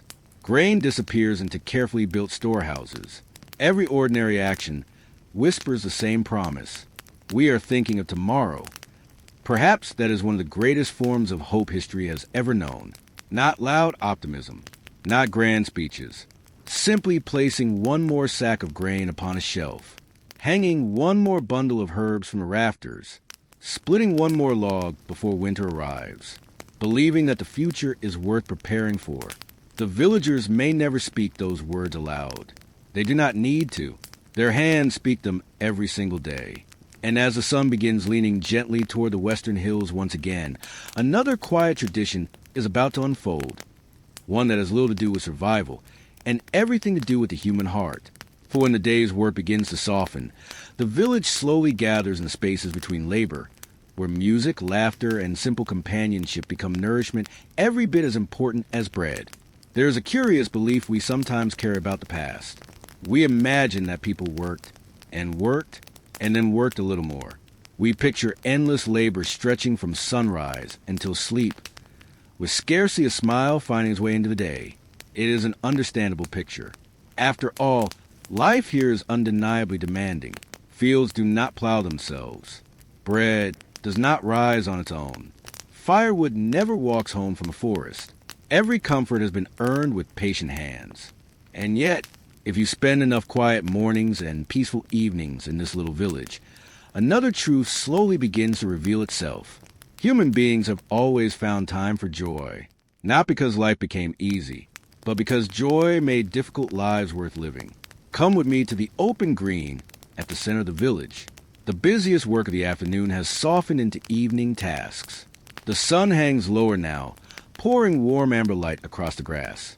Long shadows stretch lazily beneath the old oak, whose branches have sheltered generations of conversations, celebrations, and quiet moments of rest. The breeze carries a scent of warm hay, with smoke, fresh bread, and distant wildflowers. Somewhere nearby, someone has opened a window, and the comforting aroma of onion soup drifts gently into the lane. No one announces that it is time to gather. No bell rings. No invitation is delivered. People simply begin arriving. One family brings a wooden bench. Another carries a basket of fresh apples. Children appear first, as children often do, running with the effortless energy that somehow survives even after a full day of helping with chores. Their laughter arrives before they do. It slips through the village like sunlight through leaves. One little boy rolls a smooth wooden hoop along the lane with short stick, chasing after it as though it were the most important adventure in the world. His younger sister tries to imitate him. Her hoop wobbles, tips over. She laughs so hard that she forgets to pick it up immediately. No one corrects her. Some lessons are meant to be joyful. Nearby, two girls skip together using a rope braided from worn strips of linen. The rope has been repaired so many times that no one remembers its original color. It hardly matters. It still works. The children sing a simple counting rhyme while they play. The melody is uncomplicated, easy to remember. Perhaps it has been sung here for 100 years, perhaps longer. No one knows who first created it. Like so many beautiful things in the village, it belongs to everyone. Beneath the old oak, the older villagers settle onto benches polished smooth by decades of use. They do not rush into conversation. Instead, they watch. Watching, you discover, is one of the quiet pleasures of growing older. Watching children invent games from almost nothing. Watching swallows skim low across the fields before returning to their nests. Watching sunlight slowly climb the trunk of the great oak before slipping away into evening. There is wisdom in simply paying attention. The blacksmith arrives carrying something wrapped in a piece of cloth. The children gather around immediately. With a grin, he unfolds the fabric. Inside lies a tiny horse he carved from a scrap of oak during yesterday's quiet hour. Its legs are slightly uneven. Its mane is suggested by only a few careful knife marks.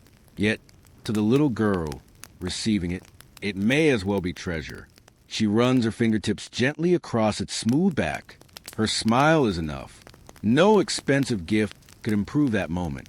Across the green, someone begins tuning a simple wooden flute. The first notes are tentative, almost shy.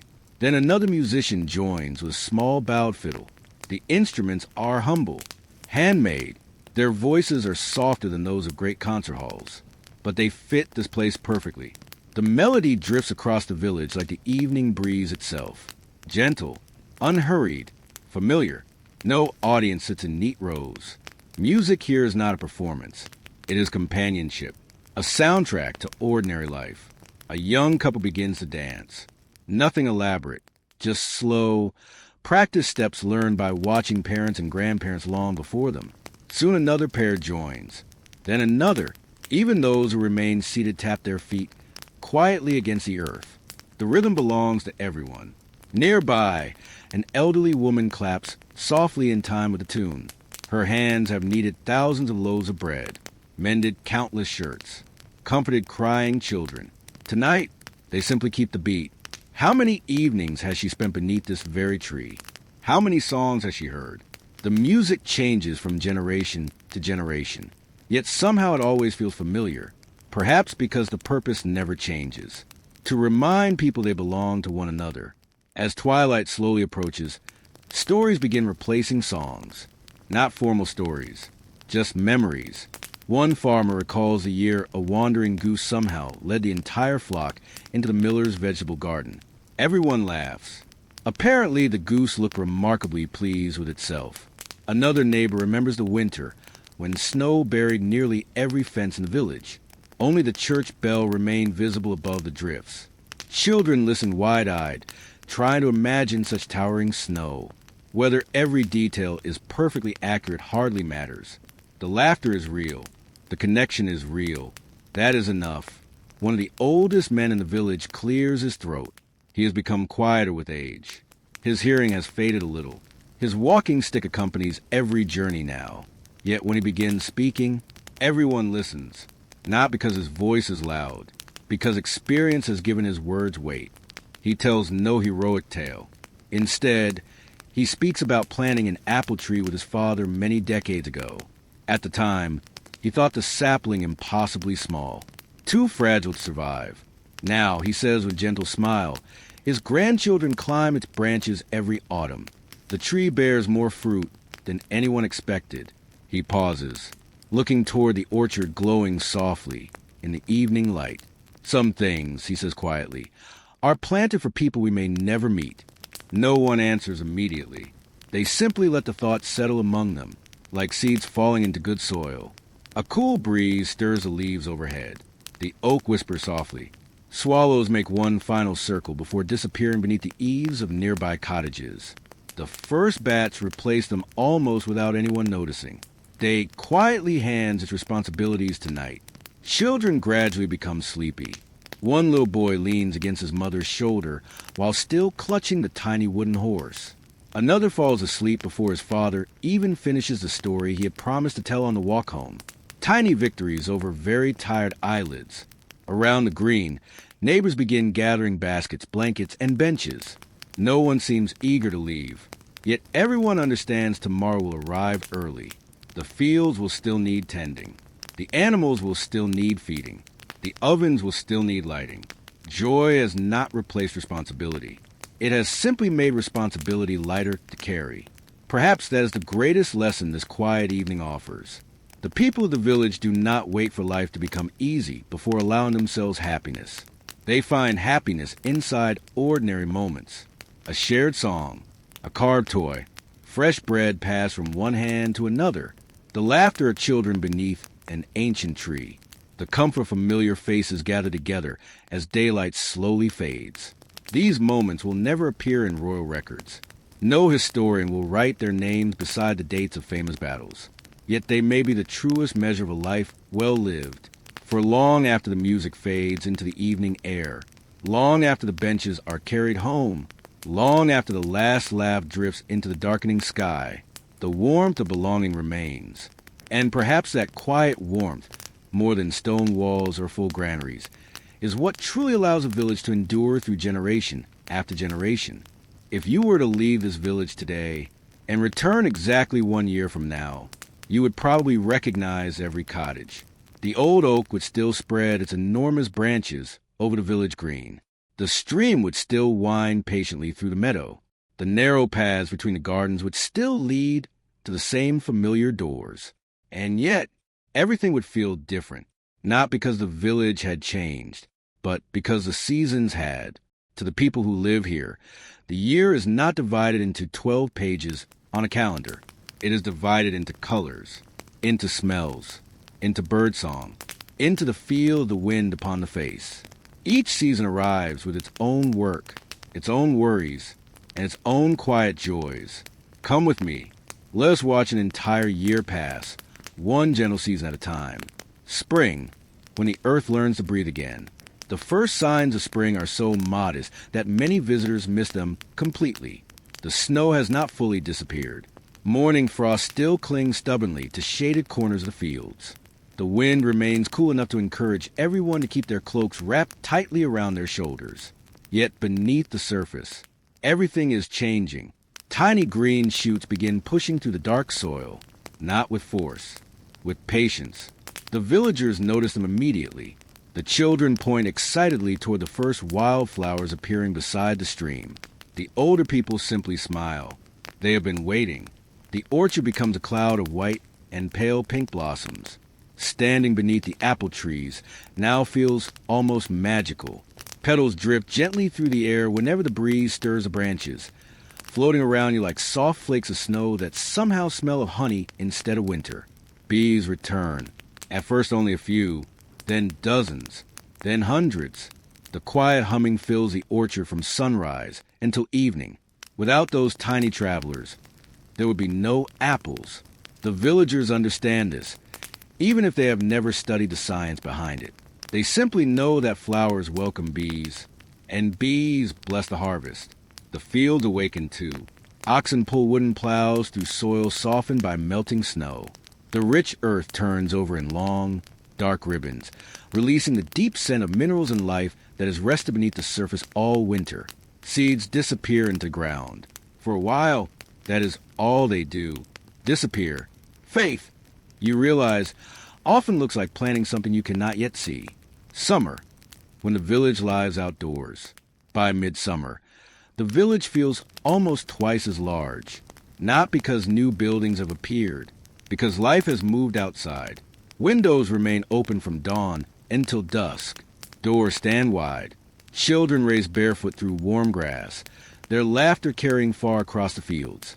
Laundry dances upon long clotheslines like rows of colorful flags. Gardens overflow. Peas climb tall wooden frames.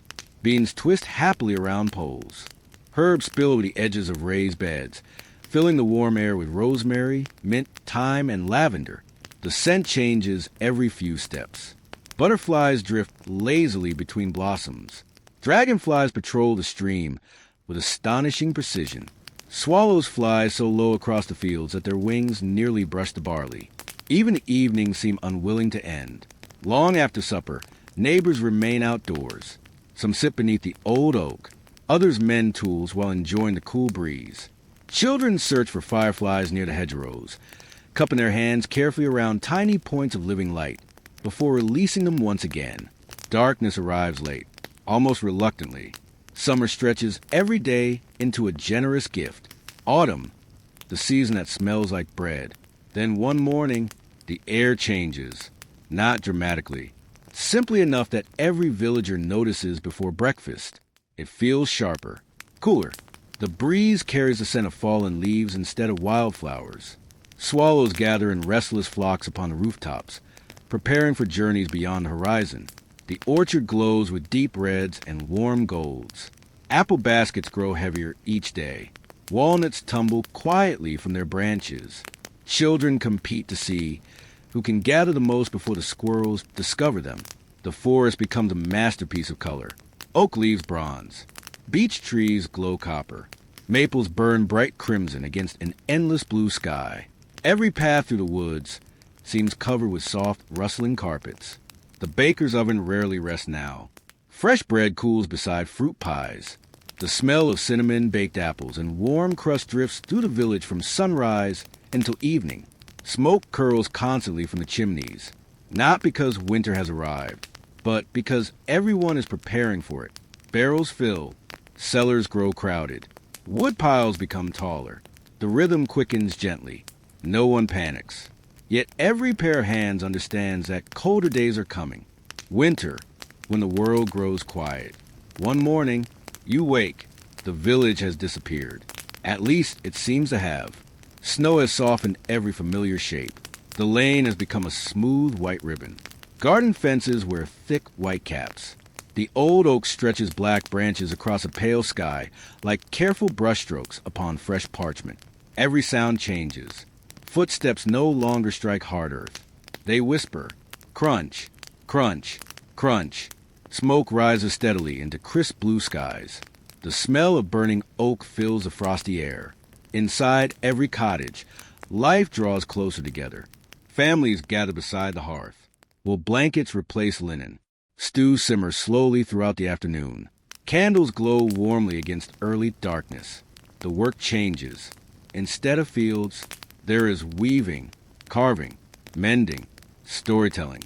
The long evenings become gifts rather than burdens. Children learn songs. Grandparents teach forgotten tales. Wooden toys appear beneath careful hands. The village becomes smaller, closer, warmer. Outside, the landscape sleeps beneath snow. Inside, life quietly continues. Then, almost without anyone noticing, the first drip of melting ice falls from a roof. The first robin returns. The first green shoot appears beside the stream, and the entire rhythm begins again. Standing here, after watching a full year pass, you begin to understand something remarkable. The village itself has hardly changed. The same cottages, the same paths, the same families, the same old oak standing faithfully at the center of it all. What changes is the light, the weather, the work, the songs, the smells carried by the wind. Perhaps that is why the villagers seem so peaceful. They never expect one season to last forever. They welcome each one for what it offers. Spring brings hope. Summer brings abundance. Autumn brings gratitude. Winter brings rest. None is complete without the others. Just as a human life is not made from a single perfect day, but from thousands of ordinary ones, gently woven together like threads in a warm wool blanket. And as another spring quietly approaches the horizon, carrying birdsong and blossoms back to the little village once more, you begin to realize that you have not merely been watching history. For a little while, you have been living inside its gentle rhythm. Now that we have walked these lanes together, through quiet dawns and golden evenings, through harvest fields, snowy rooftops, warm kitchens, peaceful workshops, and countless ordinary moments, I would like to ask you something.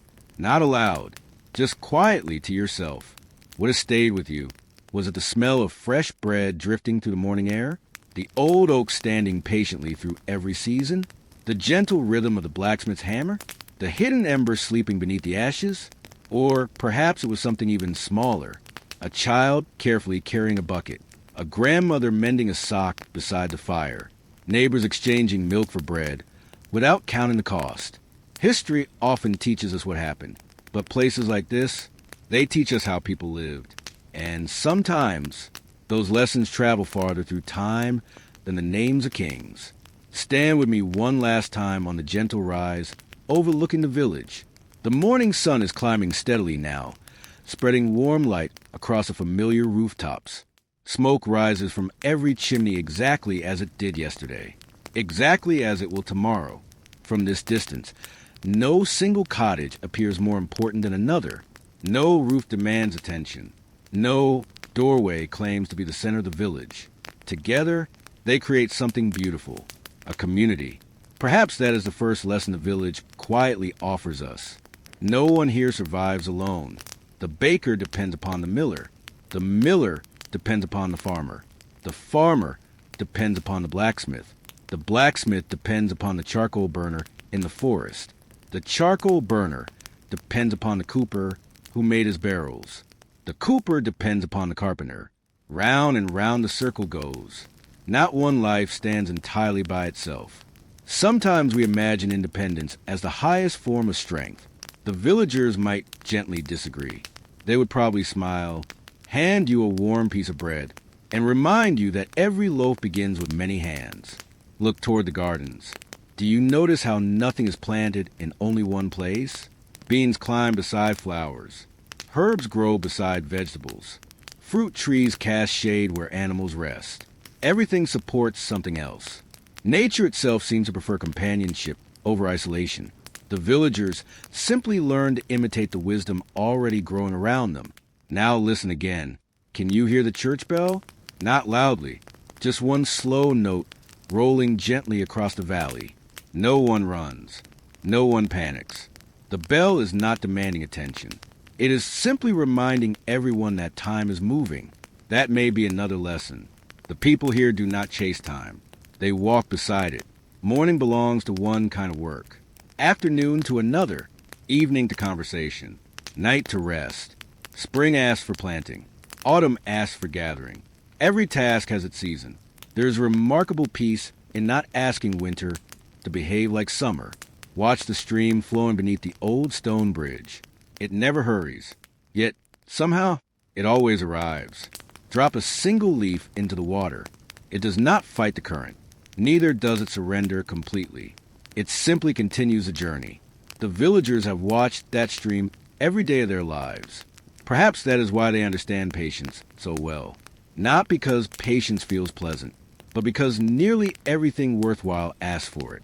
Bread, gardens, friendship, children, fruit trees, even villages. None of them can be rushed. Walk slowly toward the orchard once more. Remember the old man who planted the apple tree with his father? The tree that now feeds grandchildren he could never have imagined as a young boy? His story carries another quiet truth. Some of the most meaningful work we ever do is completed for people we may never meet. The road repaired today, walked by strangers tomorrow. The tree planted this spring, resting place for children decades from now. The song taught to one little girl, still sung after the singer herself has become only a memory. Legacy, perhaps, is not built through greatness. It is built through generosity repeated often enough to outlive us. Near the village well, children are laughing once again. They have discovered that lowering an empty bucket makes the rope hum softly against a worn stone. To them, it is a wonderful game. The adults smile. No one rushes to stop them. One day those same children will draw water for families of their own. Today, they simply enjoy the sound. There is wisdom in allowing joy to arrive before responsibility fully takes its place. As we pass the blacksmith's workshop, the familiar rhythm begins again. Clang. A pause. Clang.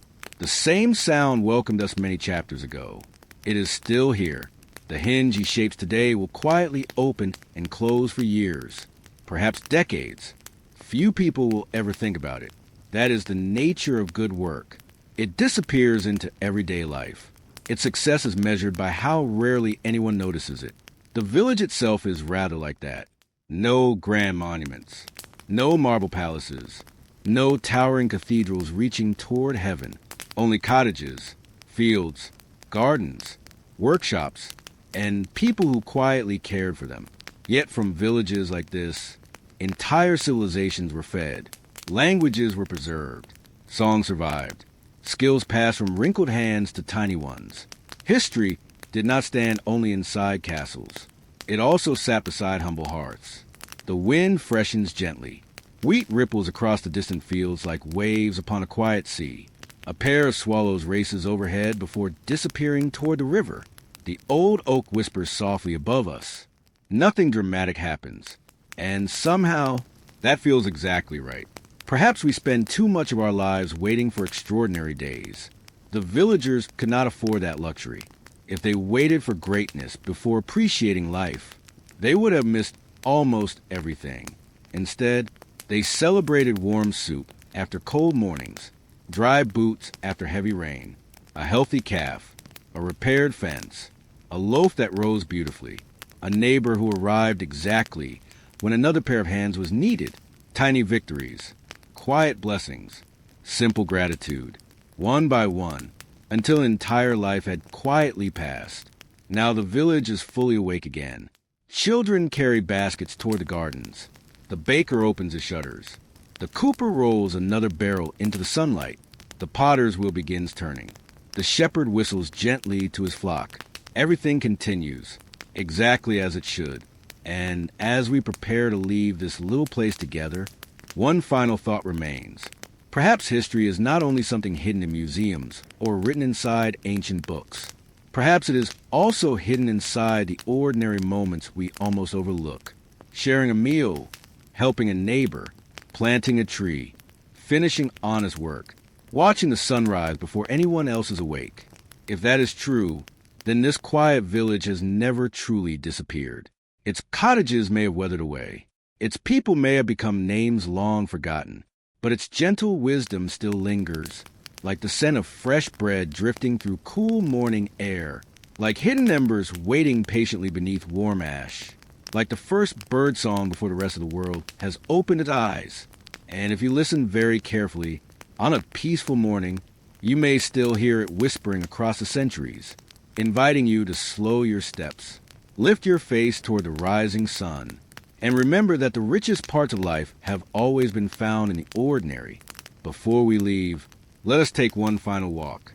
Not because there is one more great mystery waiting around the next corner. Not because history has been holding back one final surprise. But because places like this deserve an unhurried goodbye. So walk beside me once more. The morning has not fully arrived. The sky wears that familiar shade of deep blue that exists for only a few precious moments each day. The eastern horizon carries the faintest brushstroke of silver, while the western fields still belong to the fading night. The village rests in perfect balance, half asleep, half awake, exactly as it was when our journey first began. The lane beneath your feet feels familiar now. You know where it bends around the old well. You know which cottage belongs to the baker, whose chimney will soon send the first ribbon of smoke into the cool air. You know where the blacksmith's workshop waits in silence before the first hammer strike of the day. Nothing here feels strange anymore. It feels like home. That may be the greatest surprise of all. A place separated from us by hundreds of years has slowly become familiar, simply because we have taken the time to notice it. We often believe that understanding history requires remembering dates. Perhaps, sometimes, it simply requires walking slowly enough to see ordinary life. A robin lands upon the stone wall beside the lane. Its tiny head tilts as though studying you with quiet curiosity. For a heartbeat, neither of you moves. Then, with a quick flutter of wings, it disappears toward the orchard where the first blossoms are beginning to gather dew. You smile, without realizing it. Small encounters ask for no explanation. Ahead, the village well waits exactly where it has always stood. Its stones are cool beneath your fingertips, their surfaces worn smooth by centuries of hands lifting buckets from the darkness below. Think about those hands for a moment. Young hands, old hands, hands roughened by farm work, hands stained with berry juice, hands trembling with age, hands small enough to belong to children eager to prove they were finally strong enough to help.